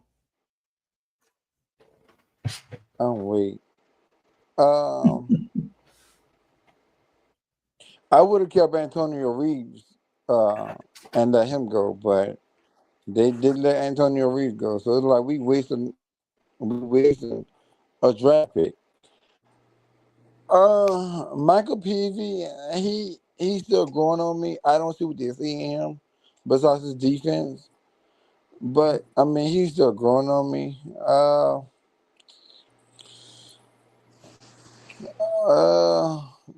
What else? That's about it. Like I said, I want to see when does DeJounte Murray get back? How would that lineup be? Because you got DeJounte, Jordan. Would you start Herb or Sadiq Bey, Derek Queen, and like how would that starting five would be? Like how would that look like? Well, DeJounte Murray, he'll be coming off the bench. He'll come off the bench because he's gonna have to play limited minutes anyway. But if you're trying to trade him, he has to start. So start him, but start him, see how that goes. But you need Carlo on the. You need Carlo on the starting unit. You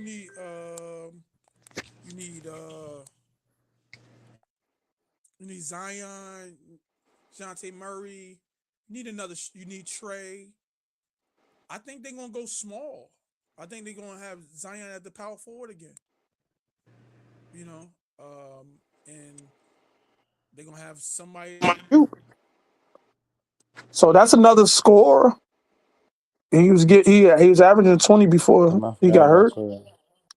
So that's another 20-point scorer. Then you got that gives your bench a lot of leeway. Now you got Jordan Poole off the bench. You got Fears. I don't know if you put Queen on the bench or you keep him starting. Because now you can start Queen with Dejounte Murray because he's an on-ball defender. Even though his defense slipped a year before he got injured, but he's still a really good on-ball defender. He got long arms and stuff like that. So I think Dejounte Murray should start. He should start. That's my opinion. DC, what's your take on that? When DJ come back to Well, Dejounte Murray is he's coming off of what used to be, when I first started looking at basketball, a career-ending injury. A torn Achilles. It's not a small thing. This is pretty much what took Kobe out. He's not gonna be the same guy. Even with the improvements to modern medicine, I think he can still be pretty good, but it's just no way he's going to be able to be the same guy. He was a guy to me that relied on his athleticism, even though he wasn't like supremely athletic in a league full of athletic guys. He was, really athletic. I think you almost have to bring him along slowly. So a bench role to start, and then you see, how it looks, how he feels, and all of those type of things. And I think Dejounte in the backcourt of Jordan Poole, like coming off your bench and everybody's healthy, I think that shit looks amazing. To be real with you, Sadiq Bey. Sadiq's probably more than likely going to stay in the starting lineup. Overheard? You got complicated issues now. Once everybody comes back. Can we put Zion back on the bench and do the whole thing? Well, I'm just saying that because the most productive lineup that we've had all year was Jamar Fears. Mm-hmm. You had her, Sadiq Bey, right? And Queen. And Trey Murphy? And Trey Murphy, yeah, I'm forgetting Trey. And Trey Murphy. That is the best lineup we have, plus or minus, all of that shit, all year. It would just be interesting to me to see how it looks if you could. I don't think there's no way to talk Zion back to the bench. So you got to take somebody out. And I guess if I have to, I'll lean Sadiq. Although it's a tough decision, and it can also be hurt. I think it will be more of Herb is an honorary starter, but if he having one of them nights, you hurry up and put Sadiq in. You got Dejounte. Yeah, you do. You got Dejounte. You would have Poole, Sadiq. You got Carlo, and then you can run Yves or Looney. Yeah, that lineup you just said. Well, they said the best starting five for New Orleans is Fears, Queen, Murphy, Herb, and Sadiq Bey. Damn. Yeah. What are we doing with these daggone centers? I mean, DeAndre Jordan, I would also like to see him with Derek Queen, Nah, uh, he needs to either get cut. Zion or Trey. Yeah, like what? I mean, I get it, as far as coaching and being a leadership with Derek Queen and Jeremiah Fears, but I mean, look, I just don't get it. Looney, I mean, he's good for like rebounding. He's not gonna score like as far like that. Um, at least DeAndre Jordan, he gave us somewhat of a presence down now, if that makes any sense. I mean, the game he played when he scored what, maybe 6 points and got what, 7 boards or something like that. Uh, did we win that game? Or did, like, I mean, his presence was kind of felt. So, like, what are we doing? I'm just not understanding the center position. Because I mean, you could run Carlo as a 4 or 5. You got Eve Measy, you got Carlo, Looney, then DeAndre Jordan. What are we doing? We're playing we playing multiple power forwards out of position. We playing Queen, he's a power forward. Playing him at center. Then you playing Carlo, he could play power forward center. Then you playing Zion, he could play small forward, power forward, or center. He's a tweener. So having a tweener, you it's hard to get a team around him. Like that's the thing. Tweeners are really hard to put people around. That's why I kept screaming for Brook Lopez. Brook Lopez defensively, and he could score. He's on the Clippers. Doing I don't even know if his points is crazy, but like I think Zion is best at a small forward. And we seen it last year, we seen it this year. Again. Paying him and Carlo together seems like a really good fit to me. Yeah, I like what I saw tonight, although, statistically, when you look at it, it wasn't the best. But the starting lineup, man, it matched. You know what I'm saying? Zion, I think even Queen, Carlo, and Zion, like, they all look good together. You got Trey out there. Maybe you could put Poole in a little earlier if Fairs ain't having a good shooting night. And I think you might have some with that lineup. But, it's James Borrego, so how long will it be before we see it again? Nah, he makes a lot. He tries. It's just he's not succeeding a lot. We ain't seeing the success, so we're hypersensitive as a fan base. We want to see winning. Like right now, we've seen enough losing. So Trey and Zion is out. It's just I see stuff that work, and he does the Willie thing, like where he go away from it and forget about it. But he keep trying stuff though, like he don't like just not do nothing. But it's like, man, go back to that. Yeah. But I think the injuries too is I think gets a little overwhelming, bro. Because everything was fine, and then we had last game just out the blue, like 3 hours before the game. Hey, you got 3 players out of the starting lineup. It's like, what? Yeah. Shit weird over here, bro. Yeah. But it's with us as a fan base and everybody else, the supporters, I think it's just people get triggered easily because we just had the last 3 years of Pelicans basketball have just been completely horrible for all type of different reasons. You know what I'm saying? Like, we have 2023, 24 season where Zion gets hurt like right in the play. We looking like, everything we finally waited for might be here. And it's sad because it's just a playing game. And then you get to the Thunder, who goes on and wins the championship, although you didn't expect them to beat the Thunder in that series, but like the way that they lost was just like such a letdown, right? And you could have quickly shifted and adjusted had you just fired the coach. Yeah. We don't want to do that because he's a nice man, right? Hey, man. Nice. He's more than a nice man. He doing something with. He was doing. I told you he was doing something with her, man.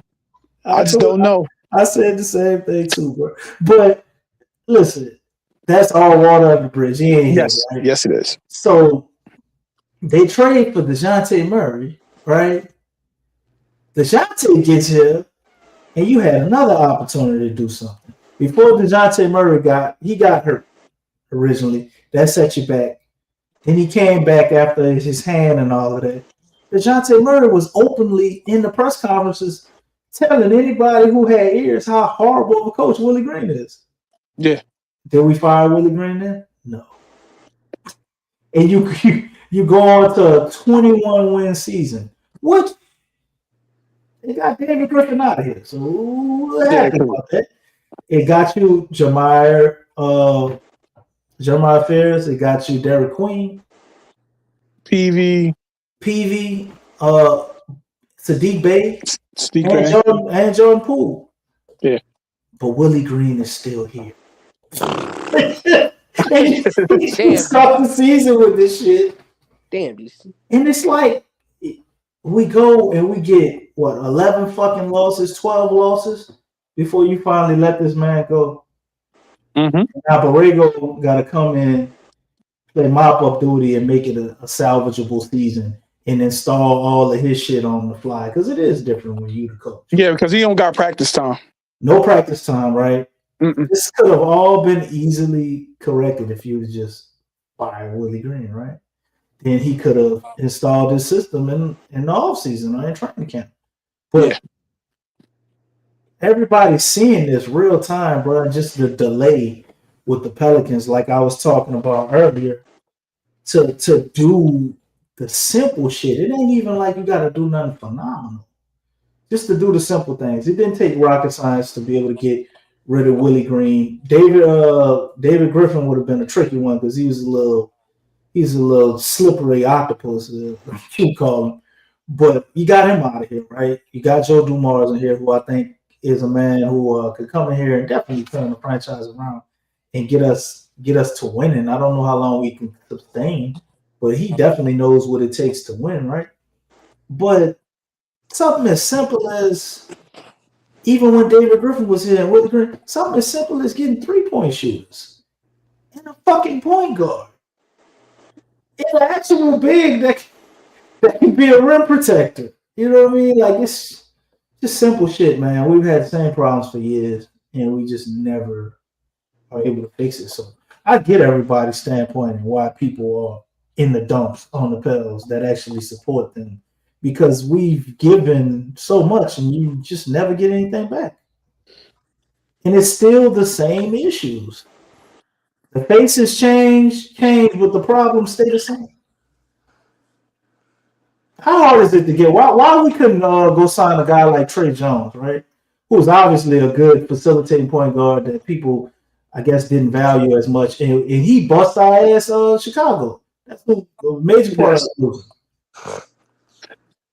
So I don't understand why we make things so difficult unless we just really not trying, and it's a money thing, which I think it is. But moving forward, what you mean by a money thing?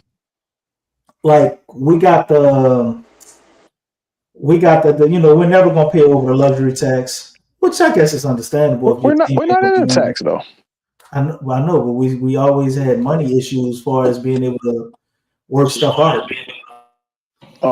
Certain trades that if we could pull off, even when we was giving up the assets, we always got to look at the money issues and having tradable salary and just how we operate as a franchise to be able to execute at a high level to do things like that. That things that other franchises clearly have figured out, and they're not stuck in the early 2000s the way we are and the way we operate. We're slow to do everything. Yeah. They do everything a year late. And then by the time they do it, like now you need something else. Like, for the life of me, man, do you realize how many draft picks we fucked up in trades that we messed up that were just stupid? Like, why the hell we got all of that compensation with the Lakers and we traded Drew Holiday and everybody's like, damn, we got all that for Drew Holiday? Then we turn around and we flip them picks for Steven Adams and Eric Bledsoe. What the fuck are we doing with Eric Bledsoe? Steven Adams worked out all right because we turned that into JV. He was like, okay, Steven Adams was solid, but nobody here was like, oh man, I can't wait till we get Eric Bledsoe on this team. Like that was never like, what are we doing? You know what I'm saying? Then you had Lonzo Ball, who you saw was going to leave. You had an opportunity to trade him and get Laurie fucking Markman. Yeah. You don't do it. No, you get Garrett Temple in the fucking second round pick that we was never going to convey. I agree. Or you could have just signed Lonzo Ball, which I guess hindsight, that probably wouldn't have been give him $80 million and how hurt he been and shit. We don't know if he would have got hurt here. We don't. But come on, Jay Black. But the thing is, you got rid of Lonzo Ball. Wait, hold up. I just wanted to bring up the draft picks right quick too, and you could cook. What about the Dyson Daniels draft pick? Dyson Daniels wasn't a horrible draft pick but you give him up for who else we was gonna pick?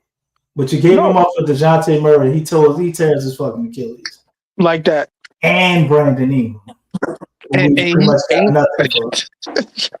Right? We draft Kyle Lewis instead of Tyrese Maxey. Yes. Right. You draft Jordan Hawkins instead of what's the little kid in Utah? Everybody's saying we could have got him now. Keontae George. Keontae George, we could have drafted him. And I actually like Keontae George too, but I like Jordan Hawkins. I didn't think he would be that bad. But and the one that just killed me, man, that I could never let go, because I remember we got Zion, and I watched all the fucking tape I could. I'm like, man, this dude the truth. We could have got fucking Darius Garland with Zion, and we had we still would have had Lonzo Ball, Drew Holiday, that whole. We could move on from yes. Darius Garland was the fourth pick. We had the first and the fourth fucking pick. Yeah, but if we'd have got him, then you wouldn't have Lonzo. You can't have both. No, you got on the same team with him right now. No, because they would have traded one. Wait, I got to stop you. That is not true, because the very next year, when we got a coach, what did you do? You turned Lonzo into a fucking shooting guard and put him out there with Eric Bledsoe. I think that would look a lot better with Darius Garland instead of Eric Bledsoe. No, yes. Lonzo Ball was here with Eric Bledsoe? Yes. Yeah, you was. Oh, yeah. Yes. Oh, hell. God damn, those bad times.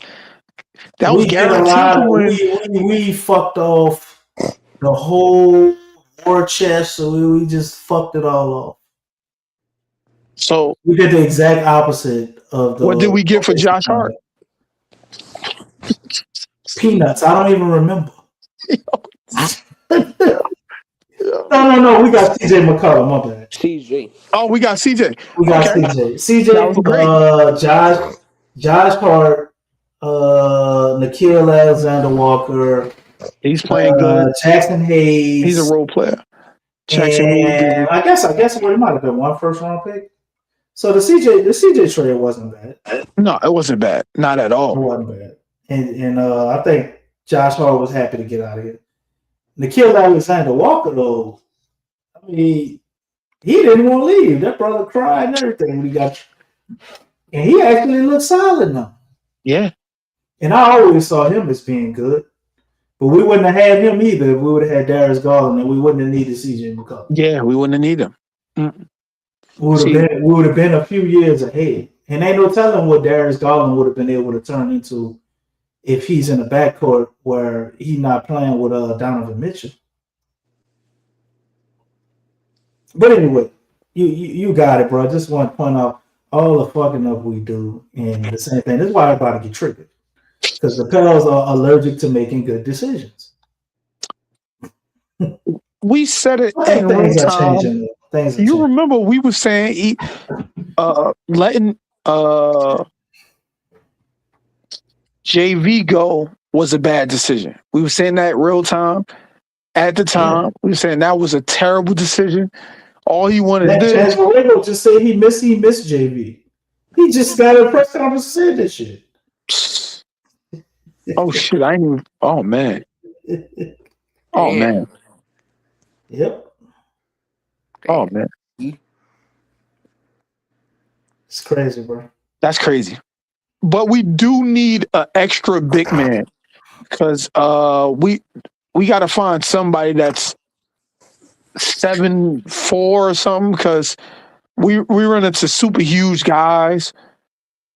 Like Memphis got one, San Antonio. We got these super huge guys. Chet is like 7'4". Like we need a huge guy. We're gonna find that at. We're supposed to draft him. Dickinson was supposed to be one, but he's not even good in my opinion. I think he's like 7'3" or something like that. But we need a talented big guy that could defend these guys because we can't come against these huge guys and just have like serious problems against the Memphises of the world. And we played good against San Antonio. We played good against them every time we played them. But then we play bad against everybody else. Like, I don't know. I don't get it. That funny DC. Well, I mean, James Borrego is from San Antonio, so I think that might have played a part in how we always played them good for a while because they keep their same system. You know what I mean? Yeah. But as far as that big man, bro, like you said, we got to draft one. But we are allergic to drafting 7-footers, man. Like I don't. Everybody's always like this, right at almost. Not quite. Almost. You know, we got to be like the shortest overall team in the league on top of others. Even our free agent we signed, which I'm not looking back at it now. You're like, okay, I wish we wouldn't have signed Kevon Looney. They ain't working out, but you know, it definitely is like weird that we just can't get a 7-footer. Kevon Looney 6'9".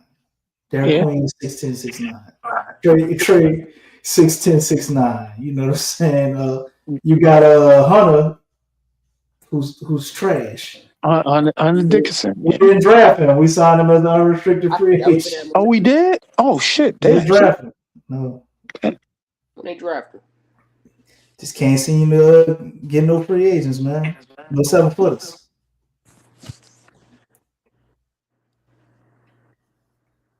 So I don't know, man. I don't know if we'll draft him. One thing I do want to go back to, the Jordan Poole when he had that good game, and everybody said he was the reason that they lost. We lost. And the next game he came back, he didn't shoot more than like 5 shots. And we got blown out. I believe that was against Phoenix. That back-to-back against Phoenix. I didn't want to believe that he's a momentum guy, but after seeing that, he plays off the crowd. He get deflated if you talk shit too much about him. I don't know if he's mentally tough. Like he probably is mentally tough, but I'm just talking about like the way everybody was like, yo, man, Jordan Poole is the reason we lost the game. He made some bad decisions, but he was the reason we was in the game and the reason we shot us out the game as well. But you got to play with his emotions. Like you got to let him be him. But we got too many scorers here. We got Zion. They needs the ball. They want Queen to be. They want his maturation to come. They want Fears. We got too many people that need the ball, and we don't have a facilitator to get them all the ball, passing it into the post. Zion, there's a lot of, you can't just get Zion in the high post. Like, we get deflections on that a lot for no apparent reason, like clean passes. There's a lot of things, a lot of small things become big things because we don't, I don't know. I don't know. It's a lot. It's a lot. It's a lot. It is, man. It is, but you know, we the Pels, so I guess that's just how it's gonna have to be, at least this season. You still got Joe Dumars in here. I've liked a lot of the changes that they've done in a limited time. You know, I wonder if we could have got rid of David Griffin any sooner to get him a jump start on what he did. But I think he did a lot, you know, to say it was just one off season and you got so many problems. Then you're looking at Troy Weaver coming over there. Be mindful. I know a lot of people give Troy a bad time, but what they're doing over there in Detroit is, you know, it's his work with all of his roster. All his roster. They filled in the necessary pieces, you know, added some shooting, and they drafted one other player, but all the main pieces are Troy Weaver. So, you know, looking at what we've started with, I do like PV. Although, man, if like I said, if that brother can shoot, boy, we might be on this. But defensively, and we wouldn't let our shooting coach go. Oh, my bad. Did we really let him go? Hey, man, he could. I don't think we let him go. I think he went right on the wall and he wanted to leave. And look at him. He went with Trajan Langdon. No, he went with Monty. Whatever people were saying, but he's still on their staff now. But yeah, went with Trajan, man. So they knew Brook was on the way out. Trajan had been trying to get out of here for 3-4 years. You know what I'm saying? And Trajan should have been the GM. Yeah. Hey. What? I mean, he was supposed to be the GM, right? That was his title. That was his title. But he never really was the GM. You know what I'm saying? And when moves happen, you can kind of tell what was a Trajan move and what was a David Griffin move. You know, so we got all of that out of here, and then looking at what Detroit doing, man, if we can replicate something remotely similar, which I don't think is impossible. But far as this year, I've been having this sitting up here for a while. When are we going to get some wins? This is so hard. I don't know. So before we get out of here, let me see. Let me go look at the schedule and see if we can actually predict a win, family. Hell no. When do Herb Jones come back? I mean, they have to win at some point. Or when do DeJounte Murray come back? Okay, I think we can win Friday. We can beat the Wizards. Okay. All right, you play that shit if you want to. We play the Lakers on Tuesday, and we have a back-to-back. You said CJ McCollum playing? Yeah. Okay.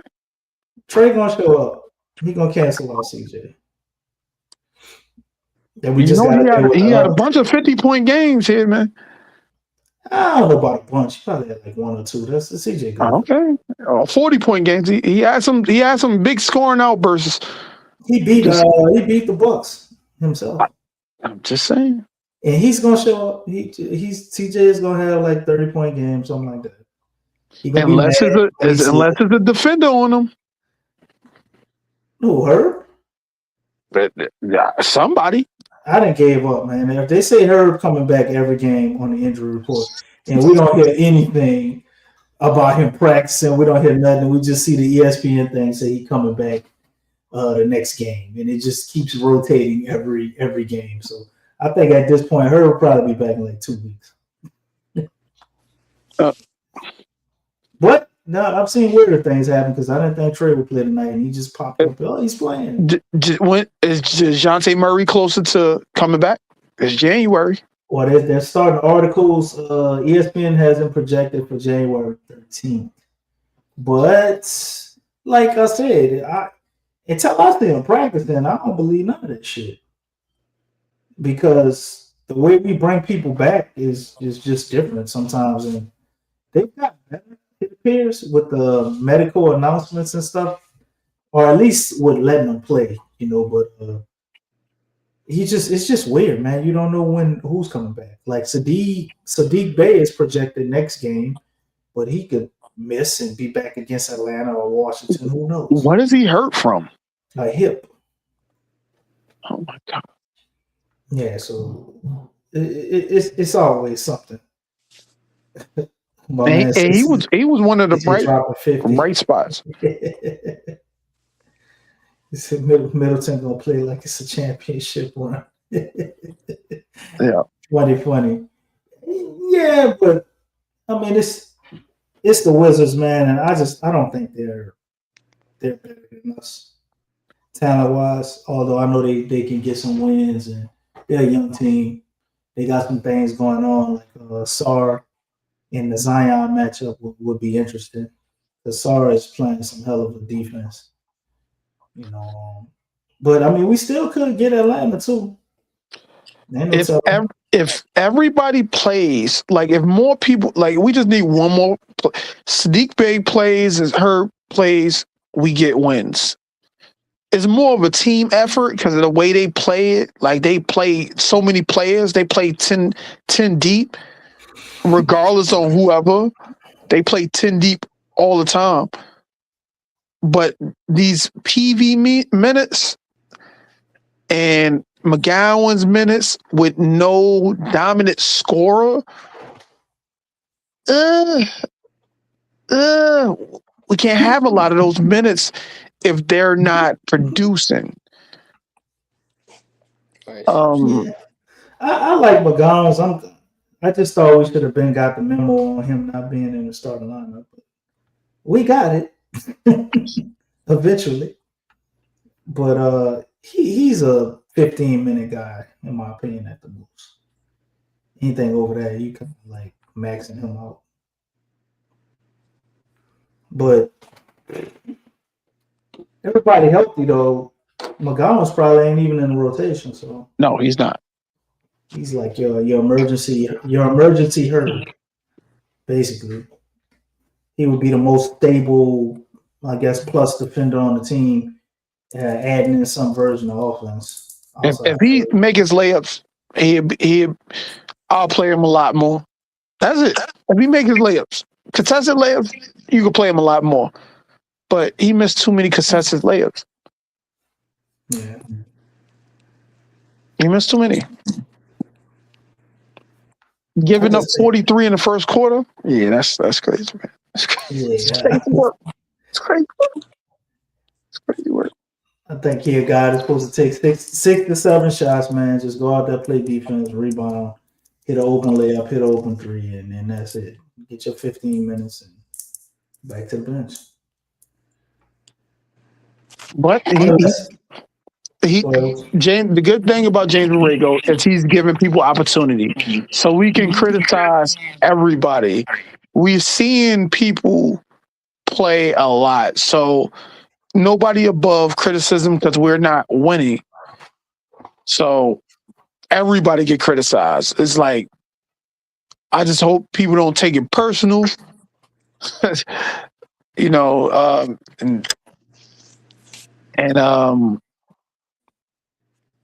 We miss Kelly Olynyk. I'm just saying that. I'm just say that there too.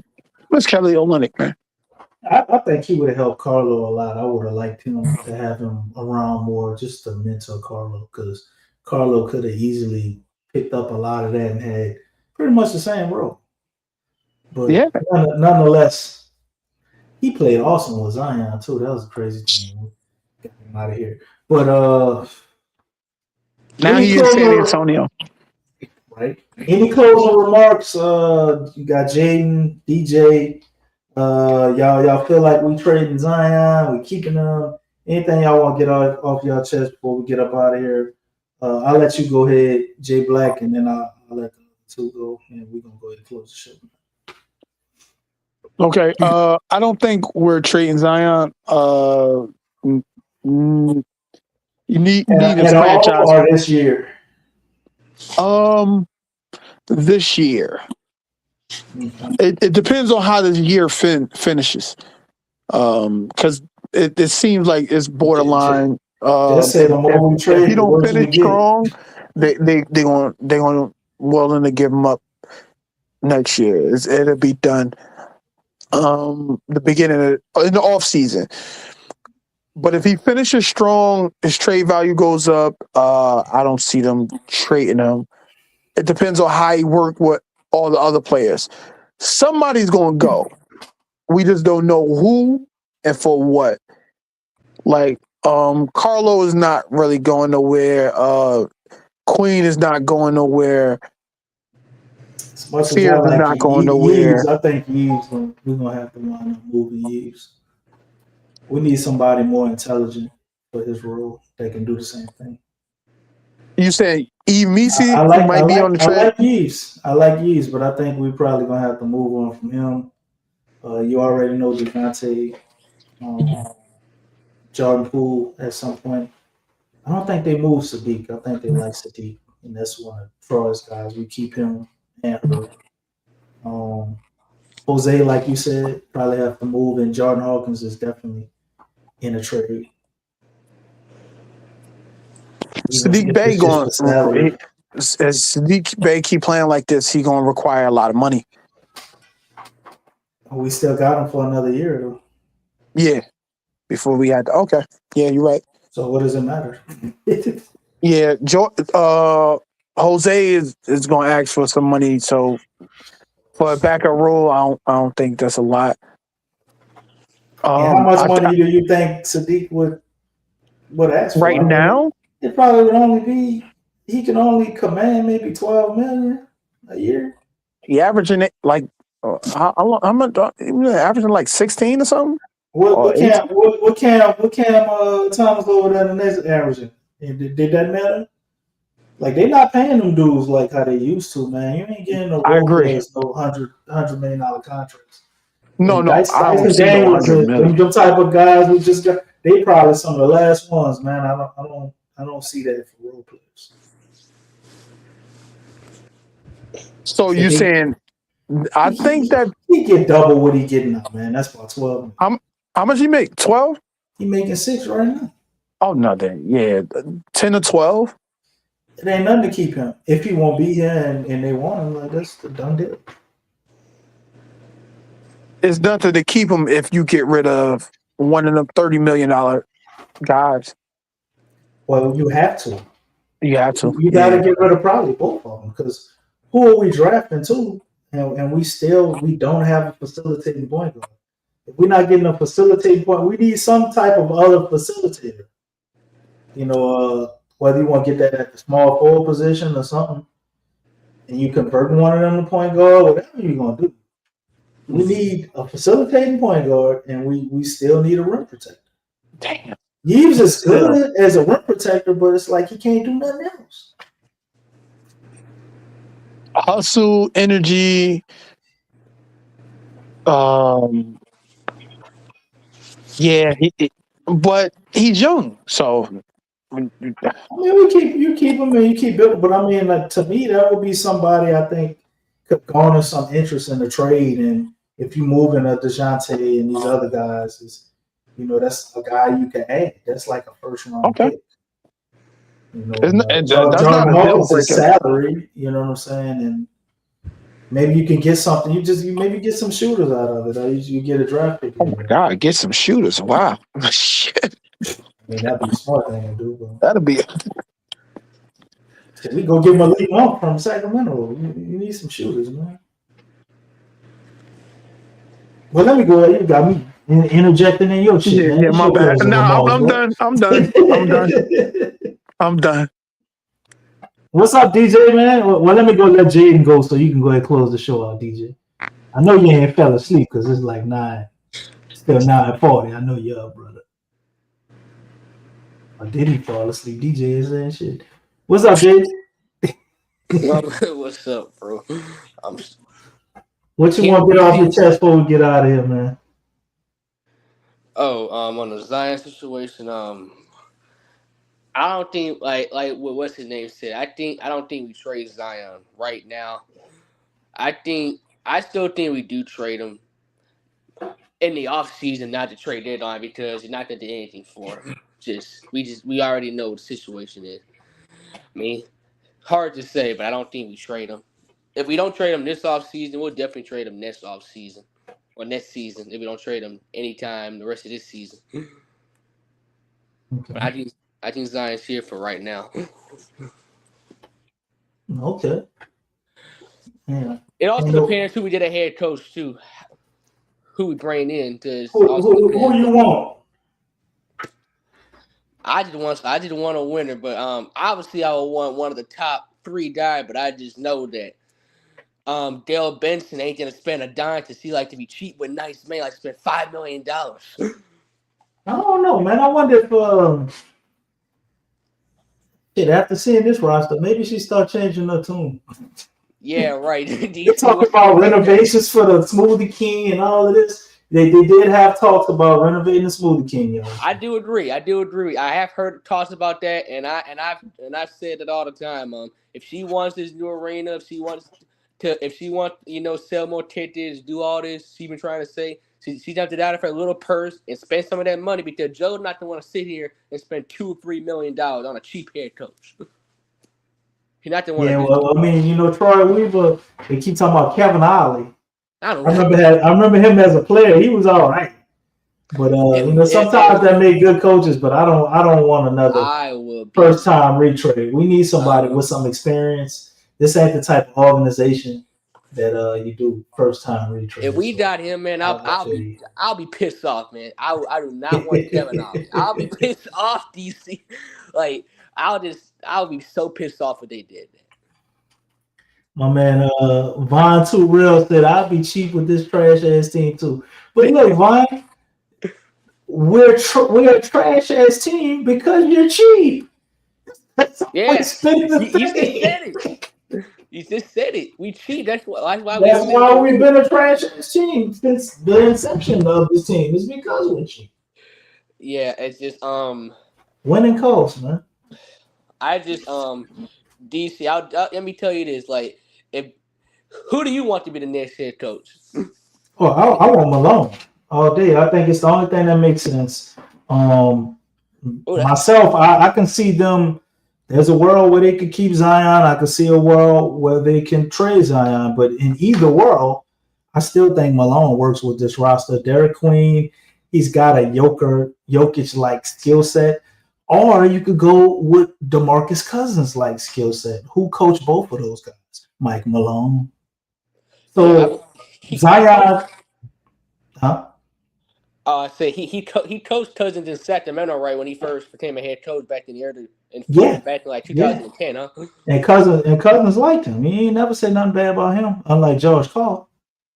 But I think Mike Malone would be the guy for that reason.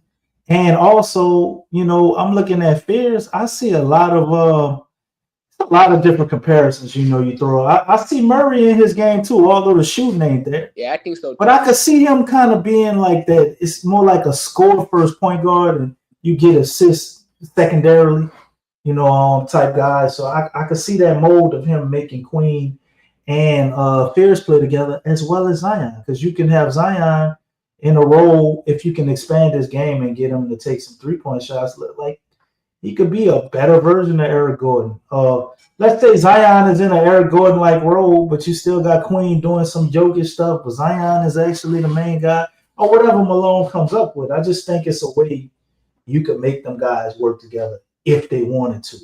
But they don't necessarily have to. But you put shooting around Zion, and we know it'll work. We just never put shooting. But that was David Griffin. That was David Griffin, man. That when he was here. Because the first thing Joe Dumars did, he went and got a shooter in Jordan Poole, even though he's not shooting right now. But he did what we was asking. He went and got a shooter right away. That was his first move. Right. No doubt. My bad. Go ahead. What you saying now? No, you can go ahead, DC. I ain't had nothing to say. I was listening to you. I thought you Oh, was. I was just saying, just like I said, he did what we was asking. He went and got a shooter, right away. We've been asking for shooters, and he went and got one right away. Yeah, but the shooter he went got can't shoot. At least Well, at he this only can point of the shoot. season He right now. go to breeze. He let us shoot some 30-footers. Stephen Curry taught him too much in Golden State. Yes, indeed. You ain't lying, bro. All right, DJ, where you at, man? Give your last shot to go ahead and close out. DJ was still up, man. DJ done fell asleep at 9:50. He found the dart with green, the dose with green. Well, unfortunately, family, for us, I don't think the bleeding will stop. We still got one more game before I guess we can find something to be happy about, because we play the Lakers on Tuesday, and we'll be back here again. What's the full schedule? What's our next few games? I know we got the Lakers, but who's after? We got the Lakers on Tuesday. We got Atlanta on Wednesday. And we got the Washington Wizards on Friday. Well, if I had to guess, we're not winning the Lakers game. That's a loss. The Hawks, we may. If Trae Young play, I think we can win, because the Hawks have been awful ever since Trae Young had come back. So if Trae Young plays, I think we can actually get the Hawks. But if he doesn't play, the Hawks be playing better without Trae Young. So it depends if he plays or not. Right. So we will see. We will see, Jaden. But until next time, I'm saying they ain't gonna win, but I really would like them. It's always gonna be Go Pels, man. We'll be back here Tuesday to do it all over again. Hopefully in victorious fashion. But I would hope. Peace out. You're listening to the Pelicans postgame report on the PRO Media Network for all things Pelicans. Perfect. Fly Pelican, fly Pelican, fly Pelican. And I tell them that. Birds of a feather flock together. Fly down, I'm a Pelican forever. Pelican forever. Ain't gon' lie, I feel flyer than I ever been. We stay ballin', this New Orleans, I'm a Pelican. Going down in the nest, wild, wild west. Come in town and you best, show us some respect. 3-point threat, I better make it rain. If it's something, don't jump stupid like your ankle sprain. Always said, never hate the player, hate the game. Jumping where the dame late, punch a train. Post game, Big Q, talking about business. Bird gang, YouTube, they ain't flocking with us. Lock up the division mission, get into the finals. Finish competition, then it's going win the title. I know this flyer than you can get. Such a threat that the refs just might call a tag. You could double, you could press, but you can't check. Right, left, slide by you like a Eurostep. Fly Pelican, fly Pelican, fly Pelican. And I tell them that birds of a feather flock together. Fly down, I'm a Pelican forever, Pelican forever. And never, and never, and never, and never, and never, and never say birds of a feather flock together. Yeah, fly die, I'm a Pelican forever.